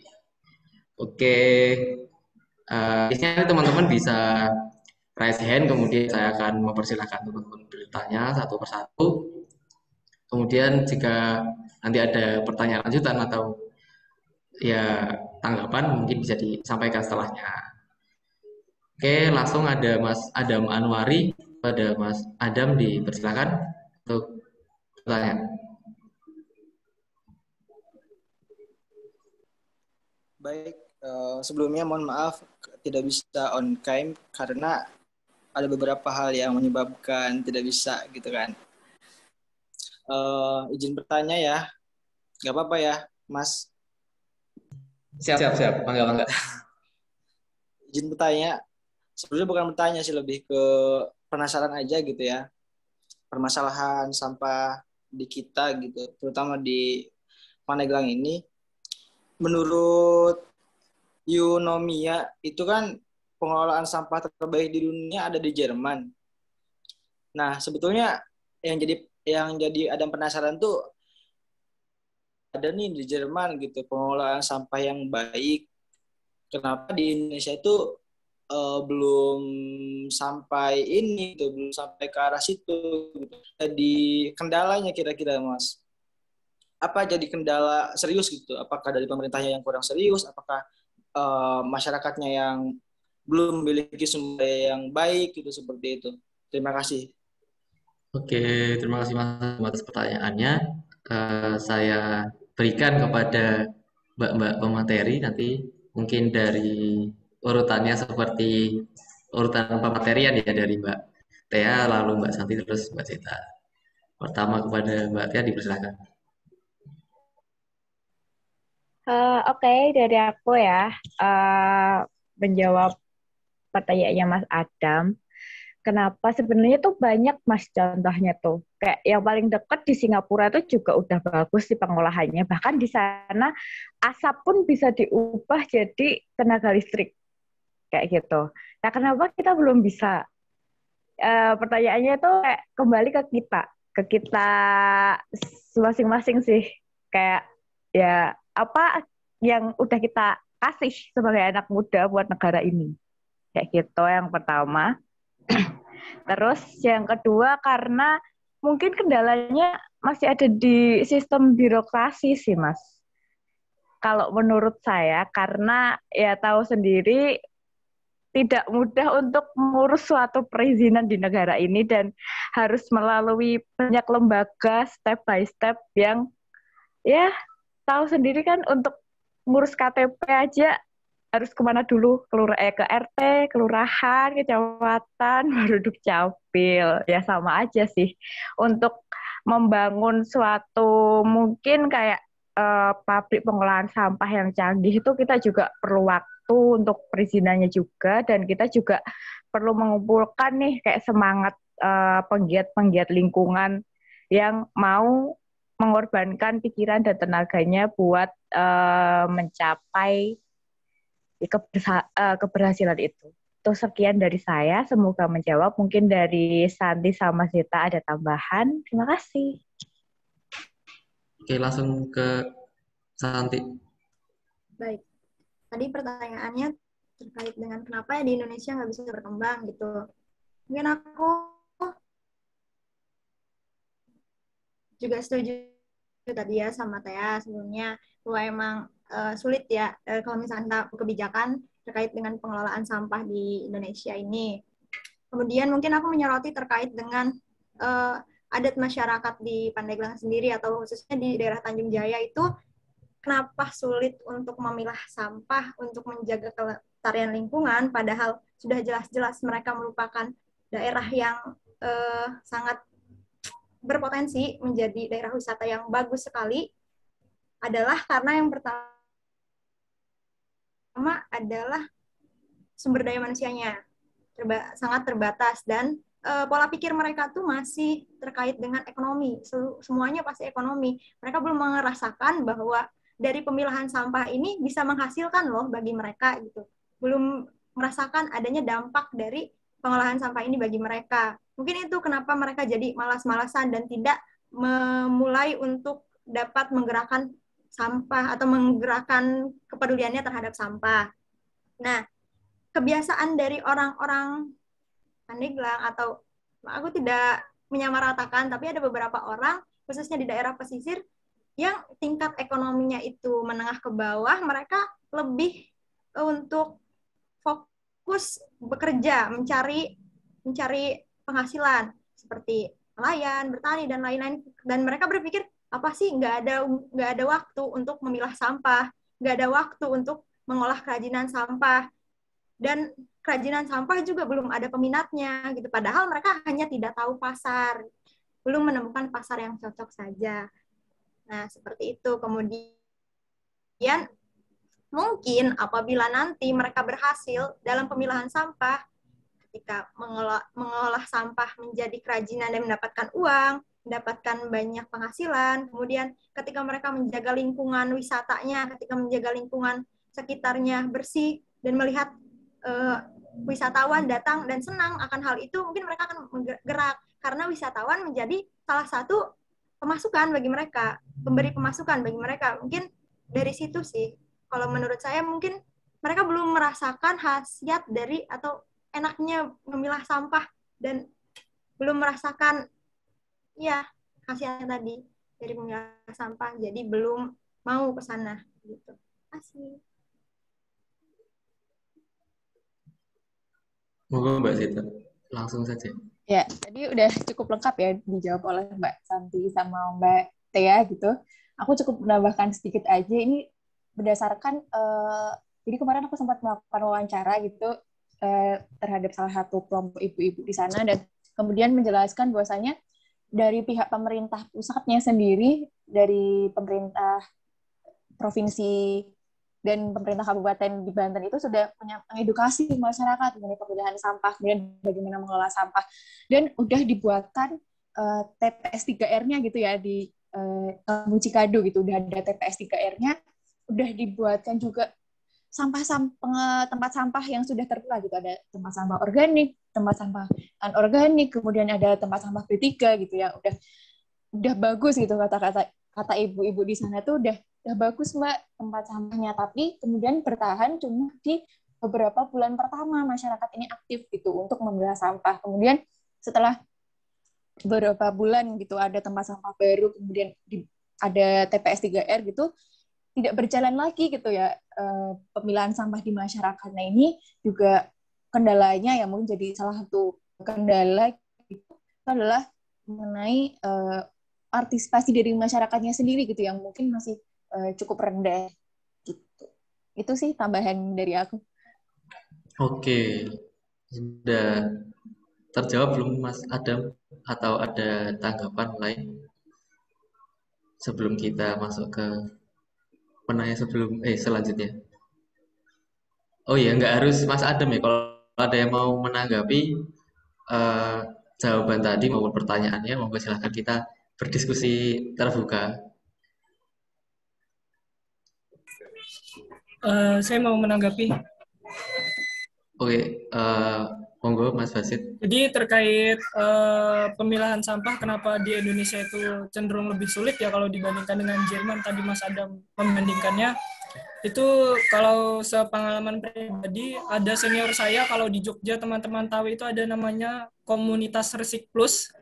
Di situ teman-teman dari komunitas Resik Plus ini bahkan udah memiliki alat pemilah sampah sendiri, kemudian alat pengomposan sendiri, tapi terkendala dari birokrasi lagi, karena teman-teman komunitas Resik Plus ini menawarkan proposal pengolahan sampah pada daerah-daerah tertentu di Bantul khususnya, untuk mengolah sampah-sampah yang nantinya dikirimkan ke TPS. Tapi sebelum sampai ke TPS itu posisinya teman-teman komunitas Resik Plus ini ingin membantu agar nggak semuanya disalurkan ke TPS, itu diolah terlebih dahulu. Tapi itu lagi terkendala dari pihak birokrasi, karena alasannya kalau cuman langsung dikirimkan ke TPS itu, katakanlah misalnya teman-teman membayar petugas kebersihan itu untuk berlangganan kan kira-kira sekitar 10.000 per bulan ya. Nah, ini dengan harga yang sedikit lebih mahal, tapi nilai ekonomisnya lebih tinggi, pemerintah nggak mau membayar hal tersebut karena dirasa itu nggak menguntungkan buat mereka. Jadi lebih memilih untuk langsung disalurkan ke TPS. Jadi mungkin teman-teman yang sudah berusaha untuk melakukan pemilahan sampah atau pengolahan sampah ini menjadi nilai yang lebih berguna juga kesulitan. Mereka udah berusaha, bahkan udah sampai memiliki alatnya, tapi terkendala dari pihak birokrasinya. Itu sih. Oke, menarik sekali tanggapannya. Lagi-lagi tentang birokrasi itu yang menjadi hambatan. Lanjut ke raise hand selanjutnya. Ada Mbak Rina, dipersilahkan. Baik, langsung saja tanpa salam, tanpa mengurangi rasa hormat saya kepada kakak-kakak semua. Jadi gini, di masa pandemi kan banyaknya sampah masker. Nah, untuk tadi kakak pemateri menyarankan sampah masker itu dibuangnya dengan diberi desinfektan. Nah, sedangkan tidak semua masyarakat memiliki desinfektan, apalagi yang ekonominya kurang. Dan terus sedangkan dari pihak kesehatan menyarankan masker itu untuk disobek, dirusak agar tidak didaur ulang dan dijual kembali. Pertanyaan saya, gimana caranya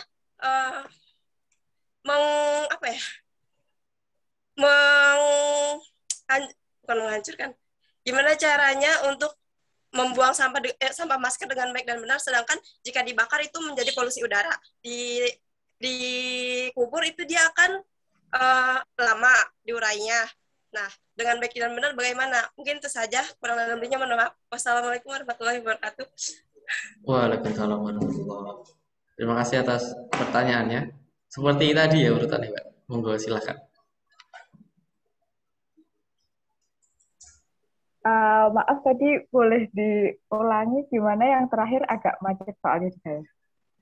Oke, kalau tadi secara garis besar masalah sampah masker di saat pandemi ya, itu bagaimana cara kita mengurusnya. Karena kalau dibakar jadi polusi, ditanam jadi polusi, sanitizer susah karena mungkin beberapa kita belum ada yang memilikinya gitu. Monggo Mbak Tia. Kalau aku mungkin ini lebih ke pengolahan sampahnya Zeta kali ya. Kayak gitu sih. Itu kalau dari aku. Mungkin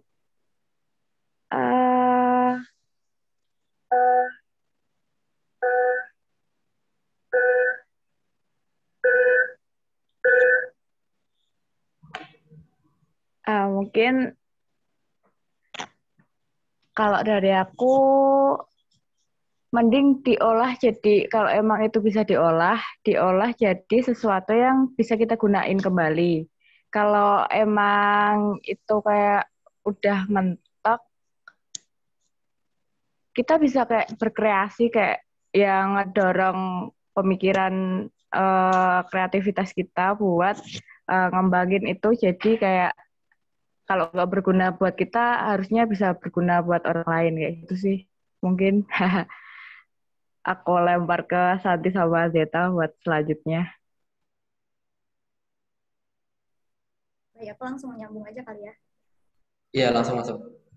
Kalau dari aku sendiri, untuk, ya benar, tidak semua orang punya disinfektan, bahkan untuk tangan saja mereka kurang gitu ya, apalagi buat masker gitu kan, ibaratnya buat diri sendirinya aja dipakai jarang gitu. Nah, untuk anjuran pemerintah yang digunting tadi juga benar, disobek agar tidak dijual kembali ataupun ada oknum-oknum yang tidak baik gitu.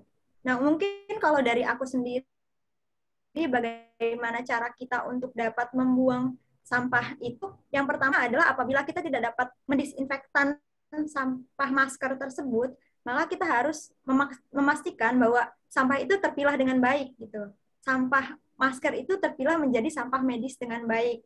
Jangan dicampur ke yang lainnya dan ditempatkan di tempat yang jauh dari benda-benda lain. Misalkan kita membuang sampahnya ketika di depan rumah.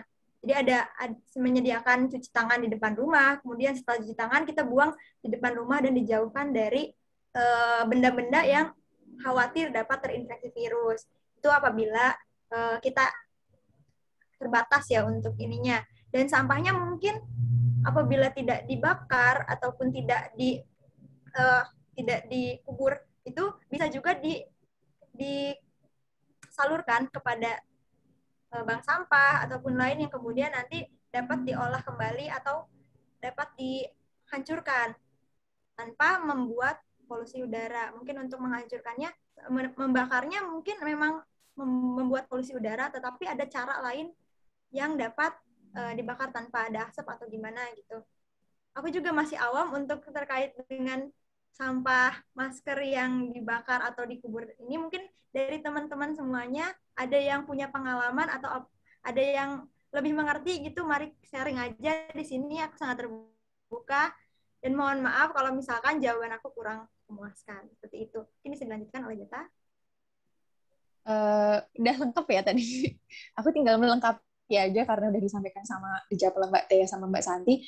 Mungkin untuk mengurangi aja, aku dari sisi untuk mengurangi penggunaan sampah medis ini kita bisa beralih ke sampah kain gitu ya, yang kita bisa memakai itu berulang kali gitu teman-teman. Itu sih, apalagi kan sekarang kita double masker ya, mungkin kalau di Jogja juga di Jawa Bali khususnya itu kan kita harus double masker mengingat kasus yang cukup banyak ini, makanya kita harus juga pakai masker kain gitu ya. Itu sih kalau dari aku. Mungkin teman-teman yang lainnya mau sharing juga, boleh. Silakan. Oke, terima kasih atas jawabannya. Mungkin ada beberapa orang yang raise hand. Apakah mau menyampaikan pertanyaan mau tanggapannya? Pertama ada Mbak Nuri. Kepada Mbak Nuri dipersilahkan. Terima kasih. Saya izin untuk bertanya kepada presentator. Pertanyaan saya tadi kan dijelaskan kalau ada yang membuang sampah sembarangan itu dikasih denda gitu kan. Nah, udah ada belum sih daerah di Indonesia yang memakai peraturan seperti itu? Terus bagaimana efektivitasnya dari apa sih dikasih denda itu? Terus kalau belum ada, mungkin ada nggak sih kalau dari luar negeri gitu yang punya peraturan seperti itu? Terus efektivitasnya gimana? Terus nanti kalau misal yang buang sampah itu orang yang termasuk golongan yang miskin gitu kan, kalau dendanya keberatan kayak gitu, bagaimana solusinya dari pemberian denda tersebut? Terima kasih. Monggo langsung bisa ditanggapi. Oke, terima kasih Kak Nuri atas jawabannya. Kalau untuk yang di Indonesia, jujur aku baru tahu itu pernah diterapkan di Bukit Langon, daerah Bukit Langon, Kaliurang. Nah, kebetulan kan punya saudara yang di sana dan mereka tuh dari di sana. Nah, itu tuh pernah cerita kalau di Bukit Langon itu tuh pernah ada kayak patroli sama sanksi kayak gitu. Cuman tuh tidak berjalan karena kendalanya tuh malah yang di pengawasnya. Jadi kayak Pok Darwisnya yang mungkin lupa nggak patroli, terus kayak ya kendala di internalnya kayak gitu. Nah, untuk kasus case yang di luar negeri itu tuh seperti yang kita tahu yang dekat tuh ada Singapura di sana tuh, jadi kayak kalau kalian buang puntung rokok atau permen karet yang kecil pun atau mungkin sobekan kertas pun kalau emang ketahuan sama CCTV langsung tuh didatengin sama polisi terus kena denda kayak gitu. Dan untuk yang terakhir mungkin gimana kalau yang didenda dari golongan ekonomi ke bawah dan nggak sanggup untuk membayar denda yang mahal. Nah, kita nanti bisa kasih sanksi yang lain. Mungkin wajib buat bersihin berapa lokasi itu sejam mungkin atau lebih dari sejam. Jadi kayak kalau nggak bisa bayar denda dalam bentuk uang, ya udah bayar dalam bentuk jasa kayak gitu mungkin. Dan mungkin ini bisa diterapkan dengan, tapi kayak pertamanya kita harus membangun pondasi yang kuat di internal itu sih, kayak mungkin di Pokdarwisnya, terus sistemnya juga harus jelas juga. Jadi kan kayak pengawasnya gitu kan juga, ya kita berbicara realita ya, kayak kita kan nggak mungkin jadi sukarelawan dalam dalam secara berkepanjangan. Jadi mungkin bisa buat penguatannya biar nggak cuman hip di awal-awal tuh dikasih gaji buat pengawasnya kayak gitu sih. Mungkin dari Santi sama Zeta mau menambahkan? Enggak, langsung aja. Ya, mungkin untuk kalau aku sendiri, kenapa Indonesia tadi birokrasinya susah juga, ya benar, peraturan nggak bakal berjalan kalau misalkan pelaksananya nggak ikut ngebantu juga. Jadi masyarakatnya juga sangat perlu andil juga dalam mewujudkan peraturan yang ada. Jadi percuma kalau kita menetapkan peraturan di denda, tapi ternyata masyarakatnya, biarin, enggak bakal ini, atau apalagi malah yang lebih mengkhawatirkannya malah dari penegak hukumnya sendiri yang tidak mematuhi hukum, kayak dari petinggi-petingginya malah mereka yang mencontohkan tidak baik kepada masyarakatnya. Jadi seperti itu sih, kita harus bisa, benar kayak kata Tia tadi, pondasinya harus benar-benar kuat dulu buat menerapkan. Dan juga jangan yang di atas selalu dimaafin, tapi kalau yang di bawah benar-benar tajam banget. Itu.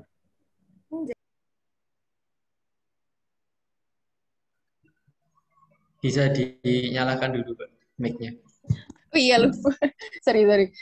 Tadi Tia udah ngasih contoh ya, aku mau ngasih contoh juga gitu. Ini di Jakarta, di Provinsi DKI Jakarta, di mana di sana itu mungkin teman-teman udah pernah lihat juga di berita ya, ini sekitar tahun 2017 sampai 2019 sebelum corona ini, di sana itu kalau misalkan buang sampah itu dikenakan denda, membuang sampah sembarangan gitu ya, itu dikenakan denda maksimal 500.000. Nah, case-nya kalau misalkan tadi ya, kalau orang dengan golongan kelas ke bawah gitu, menengah ke bawah itu gimana gitu, kalau misalkan mereka nggak bisa membayar dendanya. Nah, itu ada hukuman lain, itu dengan mereka ini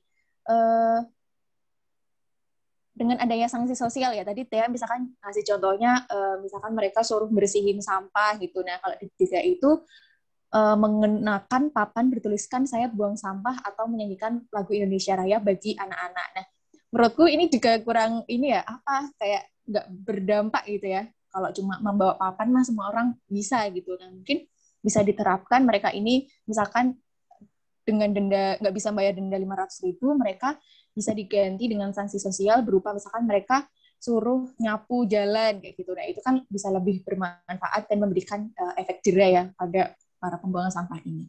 Mungkin itu aja tambahan dari aku. Oke, jadi kurang lebih seperti itu dari jawabannya. Apakah ada pertanyaan lanjutan? Jika tidak, kita langsung ke present selanjutnya. Mas Zakaria, dipersilakan. Dan mengingatkan teman-teman, sesi termin pertanyaan ini kami tutup ya bagi teman-teman yang sudah resen. Tidak mengapa, nanti kita akan selesaikan. Tapi kita sudah tidak membuka lagi gitu ya. Terima kasih. Pada Mas Zakaria, dipersilahkan. Assalamualaikum warahmatullahi wabarakatuh. Perkenalkan, nama saya Zakaria Laksana, mahasiswa IPB, anak lingkungan juga sih. Saya sebenarnya juga anak Pandeglang sama kayak Mbak Santi. Mungkin ingin sedikit ini aja yang ngasih saran ya. Soalnya kan menurut saya yang saya tangkap dari lingkungan sendiri ya, jurusan saya, bahwasannya sampah itu sebenarnya dibagi menjadi 3 kalau nggak salah. Sampah anorganik, organik, sama sampah B3. Yang medis tuh kayak masker tuh masuknya sampah B3. Kalau menurut saya sendiri, sampah B3 kayak gini nggak sembarangan diolah. Atau TPS pun mungkin nggak bisa olah kalau untuk sampah B3 ini. yang saya tangkap waktu pembelajaran itu dan yang pernah saya singgung juga ketika ngobrol sama teman-teman saya, sampah B3 ini cuma bisa yang kayak masker ini cuma bisa eh, diolah dengan cara dibakar tanpa ada asap. Salah satunya dengan mesin insenerator kalau nggak salah. Nah, mungkin untuk saran saya sih ya, kalau untuk ada sosialisasi ke TPS, mungkin bisa dibuat mesin insenerator. Contoh kasusnya pernah ada di Kota Bekasi sih kalau nggak salah, berita yang saya baca. Jadi di Kota Bekasi ini TPS-nya udah buat mesin insenerator untuk pembakaran sampah yang bisa membakar sampah sampai 200 kg per harinya. Mungkin itu sih. Kemudian saya ingin berdiskusi sih sama Mbak Santi juga terkait perihal sampah ya di Kabupaten Pandeglang. Kalau menurut saya, walaupun pemilahan sampahnya cukup baik atau tetap dilakukan dengan cara yang baik pun, jika regulasinya tidak berjalan sesuai, jika regulasinya dari pemerintah aja nggak sesuai gitu, kayaknya sampah sih masih jadi masalah nomor 1 juga sih di Pandeglang. Yang saya tangkap ya, kalau di Bogor sendiri, di Bogor ya, di Jawa Barat, di sini tuh toko swalayan tuh udah nggak menerapkan pemakaian kantong plastik seperti itu. Mungkin sih ada tambahan lah dari Mbak Santi kayak gimana untuk Pandeglang. Udah sih Mas, itu aja Mas. Terima kasih atas pertanyaannya, dan tadi ada tambahan pengetahuan juga ya Mas. Apa namanya? Insenerator. Ya, mesin tadi yang untuk Insenerator Mas. inseminator. Insenerator. Ya, Insenerator itu. ya. Ya, mantap. Mesin untuk mengolah barang sampah B3 gitu ya. Mungkin karena tadi sempat mention satu materi, langsung saja kepada Mbak Santi ya ditanggapi. Terima kasih Mas Jakaria telah memberikan saran ya tadi terkait dengan pengolahan sampah masker dan juga mengenalkan insenerator. Apa sih tadi? Maaf, masih insenerator. Ini mesin yang suka dipakai rumah sakit sih seperti itu. Ya. Mungkin benar ya kalau misalkan di Pandeglang sendiri kendalanya selain SDM-nya dan juga birokrasinya, karena kebanyakan partisipan di sini juga merupakan warga Pandeglang kan, sudah tahu mungkin bagaimana birokrasi yang ada di Kabupaten Pandeglang. Ini nanti jadi PR kita bersama untuk dapat menembuskan ke birokrasi dan jangan sampai birokrasi yang sekarang ada itu menjadi terus-terusan gitu. Kita sebagai pemuda-pemuda Pandeglang mungkin harapannya bisa membuat birokrasi yang tidak baik ini menjadi baik gitu ke depannya. Dan benar juga untuk masalah sampah ini sangat memprihatinkan di daerah kita, apalagi kemarin juga beberapa kegiatan di kecamatan saya, misalkan Kecamatan Menes, adalah adanya bangunan yang cagar budaya tetapi sangat kondisinya memprihatinkan, banyak sampah dan tidak terurus. Ini juga menjadi sorotan, padahal sudah ada orang yang ditugaskan untuk membersihkan, tetapi tetap saja kepeduliannya tidak terfokus gitu kepada cagar budaya ini. Padahal mereka sudah digaji, sudah diberikan SK dan sudah diangkat menjadi PNS, tapi tetap saja tidak dapat membuat cagar budayanya menjadi bersih. Ini mungkin tadi balik lagi kepada fungsi pengawasan dari pemerintah kita, karena mereka tuh biasanya mereka biasanya mungkin membuat peraturan, tapi dalam penegakannya kurang baik dan juga kurang didukung oleh masyarakatnya, karena masyarakatnya juga tidak menegur gitu. Dan pihak Pemdanya mungkin acuh tak acuh karena merasa sudah membuat regulasi dan peraturan terkait dengan pengolahan sampah atau terkait dengan pemeliharaan lingkungan, padahal pada realitasnya tidak berjalan sesuai dengan harapan gitu. Mungkin seperti itu. Karya. Oke, ya. Nah ya, kita tidak bisa berharap kepada generasi tua ini. Harapannya kita semua yang pegang. Langsung ke presiden selanjutnya Mbak Tiara. Gue langsung saja untuk pertanyaannya. Persilahkan. Baik, tapi di sini saya tidak bertanya, izin menambahkan yang mengenai sampah masker tadi. Jadi, kalau misalnya sampah masker itu biasanya kita lihat dulu siapa pengguna masker tersebut, apakah dia mengidap virus atau tidak, yang ODP atau PDP yang kayak gitu. Nah, kemudian limbah masker ini kan termasuknya ke dalam limbah medis, limbah B3 tadi itu.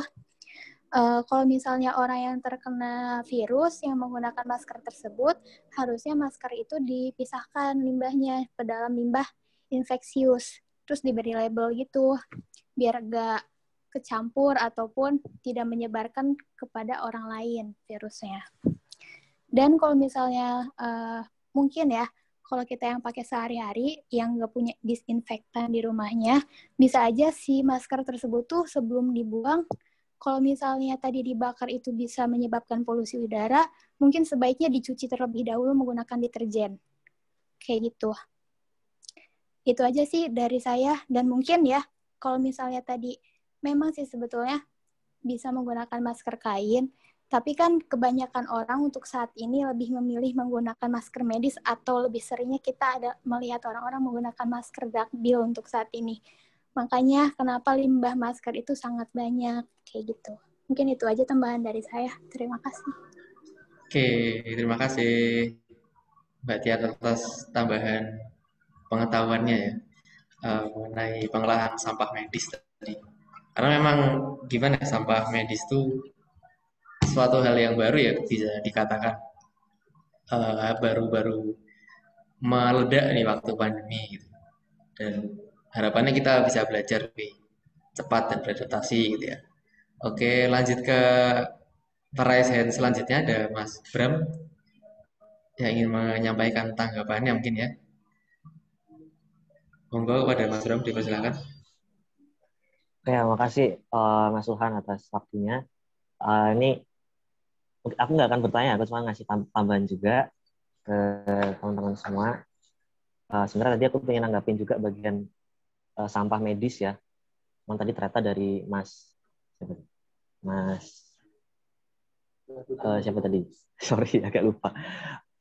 Tadi Mas sebelumnya, Mas Zakaria, dari Mas Zakaria sama Mbak Tiara udah lebih banyak menambahkan dari segi pengelolaannya. Di sini aku ingin nambahin karena di sini kebanyakan mahasiswa ya, kebetulan mahasiswa juga, dan aku juga sempat terjun di apa ya istilahnya volunteer kelingkunganan gitu. Jadi ada 3 poin yang mau aku tanggapin. Yang pertama benar tadi kata Mas Zakaria sama Mbak Tiara, sampah medis itu punya pengelolaan khusus ya terkait apalagi sampah medis infeksius tadi yang disampaikan sama Mbak Tiara terkait sampah limbah-limbah medis itu punya harusnya punya alur pengelolaan tersendiri. Cuman memang prakteknya sekarang pada masyarakat grassroots gitu itu belum teredukasi dan belum terregulasi dan tersosialisasi dengan benar terkait pengelolaan sampah medis. Nah, mungkin ini nanti jadi PR bersama ya bagi kita bagi para mahasiswa, terutama teman-teman yang di daerahnya punya komunitas-komunitas berbasis pengembangan masyarakat. Nah, itu PR besar buat kita ya untuk melakukan edukasi ke masyarakat. Pun sebenarnya kita nggak cuman punya PR bottom up gitu, top down gitu ya teman-teman ke masyarakat, tapi kita juga perlu mengingatkan pemerintah ya bottom up, di mana memang tadi sudah disinggung sama siapa tadi ya terkait regulasi ya. Nah ini terkait regulasi ini menjadi PR besar juga, di mana ya kita juga punya kita tuh termasuk ini ya teman-teman mahasiswa tuh termasuk salah satu kaum elit bangsa gitu ya dari segi pendidikan. Nah kita punya PR besar untuk terus mengingatkan pemerintah. Nah kemudian nyambung ke yang kedua, ini sorry ya kalau agak panjang. Yang kedua terkait tadi aku pengen nyambung ke pertanyaannya Mbak siapa tadi ya, yang agak di awal terkait kesadaran tadi. Menurut ini diskusi ya, menurut saya pemberian hukuman berupa denda tadi itu merupakan ini ya, sebuah hukuman yang menurut saya memang ada plus minus. Yang pertama, memang ini adalah hukuman yang tepat karena tepat kenapa? Karena di sini konteksnya adalah masyarakat itu diajak berpikir di mana, wah, daripada aku ngeluarin uang yang merupakan hal fundamental masyarakat, lebih baik aku nggak buang sampah sembarangan.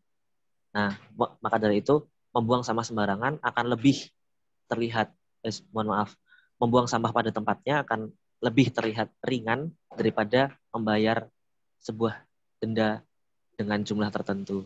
Nah, namun memang hal ini nggak bisa diterapkan di semua daerah. Mungkin akan dapat efektif diterapkan di daerah yang memang pendapatan daerahnya atau rata-rata pendapatan masyarakatnya menengah, paling nggak menengah gitu. Untuk ekonomi masyarakat menengah ke bawah harus disesuaikan dengan konteks ya. Dalam hal ini kita juga perlu mengingatkan pemerintah harus lebih kreatif lagi dalam membuat kebijakan gitu ya. Apalagi terkait kesadaran pemerintah juga. Dan yang terakhir terkait ekonomi ya. Nah, tadi disampaikan oleh salah satu pembicara bahwa masyarakat itu masih belum sadar, bukan belum sadar ya, masih mungkin belum tergerak untuk peduli dengan lingkungan karena memang masyarakat ini masih fokus pada ekonominya gitu ya. Karena memang nggak perlu disadari dan diakui teman-teman semua, ekonomi ini masalah fundamental yang utama ya teman-teman. Kalau ekonominya anjlok, kita juga nggak bisa mikir yang kemana-mana gitu. Maka dari itu, menurutku sebagai mahasiswa maupun sebagai calon-calon pemerintah di masa depan gitu ya, kita punya kalau dari hemat saya gitu, sebenarnya bisa masalah sampah ini dibawa ke sektor ekonomi, di mana dengan apalagi pariwisata ya, sektor pariwisata yang menonjolkan pembangunan berkelanjutan dengan kebersihan dan peduli lingkungan, jika dibawa kerjasama dengan komunitas-komunitas peduli lingkungan juga, maka akan menghasilkan branding ya, branding yang luar biasa besar menurut saya, karena sudah mulai banyak ya orang-orang yang peduli dengan lingkungan. Nah, dari branding itu akan menghasilkan marketing dan pemasaran yang akan menjangkau masyarakat-masyarakat yang peduli lingkungan. Nah, dari kesamaan semangat itu, dari sisi psikologis akan terbawa ke branding yang lebih efektif dan menjangkau masyarakat lebih luas. Maka dari itu, nantinya dari branding ini akan tercipta sebuah peluang baru, pasar baru bagi masyarakat yang bergerak pada sektor ekonomi, khususnya sektor pariwisata, khususnya misalkan homestay dan lain sebagainya. Mungkin 3 hal itu yang mau sampaikan. Makasih Mas Tuhan udah dikasih waktunya. Terima kasih juga teman-teman pembicara. Sekian, kalau banyak salahnya mohon maaf. Terima kasih. Oke, terima kasih Mas Bram atas tanggapannya tadi ya, masalah birokrasi maupun bagaimana sih sampah ini bisa diselesaikan gitu ya. Tanggapan Mas Bram tadi sekaligus menutup sesi tanya jawab pada siang hari ini teman-teman. Mengingat waktu kita juga terbatas ya. Mohon maaf, bukan waktu yang terbatas, waktunya luas, tapi kemampuan kita yang terbatas ya, karena manusia yang terbatas bukan waktu. Selanjutnya ada pengumuman, diumumkan sekarang atau tidak ya? Mohon maaf, aku dikit lupa ya.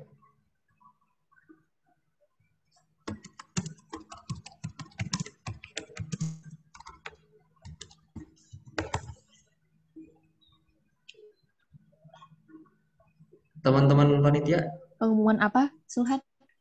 Yang doorpress sekarang kah? Oh, ini aja nanti teman-teman yang sudah bergabung di grup Edukasi Tanjung Jaya itu mohon untuk tidak live dulu ya teman-teman, karena nanti ada pengumuman door prize, juga ada pembagian e-sertifikat yang bisa di-download oleh teman-teman. Jadi mohon menunggu sebentar gitu ya teman-teman, jangan live dulu. Gitu Sulhan. Oke, tadi ya masalah door prize biar nggak konflik karena door prize kan cukup sensitif ya. Begitu mungkin karena kita akan segera ditutup, mungkin akan ada sesi foto sekali lagi teman-teman. Kepada teman-teman yang bisa menyalakan kameranya, monggo dinyalakan. Dokumentasi ini sekaligus nanti akan diupload di Instagram official Gelora Tangjaya sebagai bukti ya teman-teman, kita adalah orang-orang generasi muda yang peduli lingkungan, peduli negaranya, dan semoga tidak hanya foto ini yang abadi, tapi perjuangan kita juga abadi. Yoi. Pada Mas George dipersilakan untuk memimpin foto kali ini. Oke, terima kasih pidatonya Mas Sulhan. Mungkin yang bisa on cam bisa segera on cam. Di saya baru ada 6. Sekarang 7. 8. 9.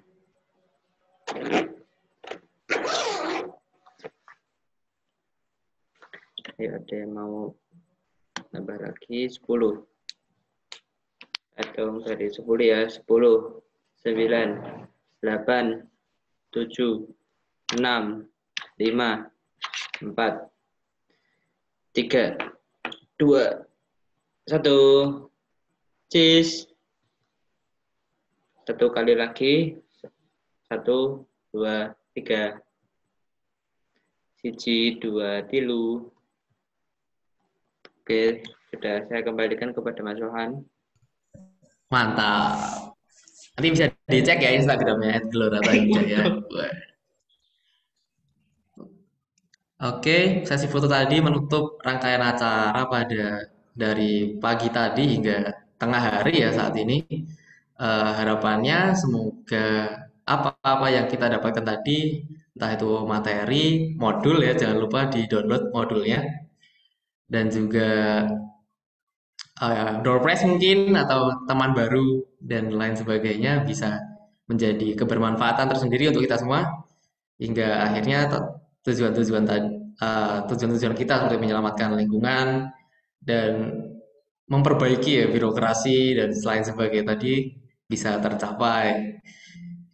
Dari saya mohon maaf apabila banyak kesalahan dalam memandu acara pada hari ini.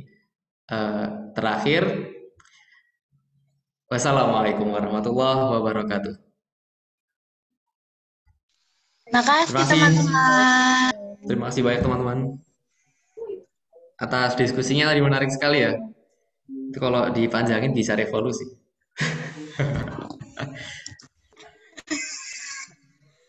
Boleh. Zoom-nya teman-teman. Terima kasih ya.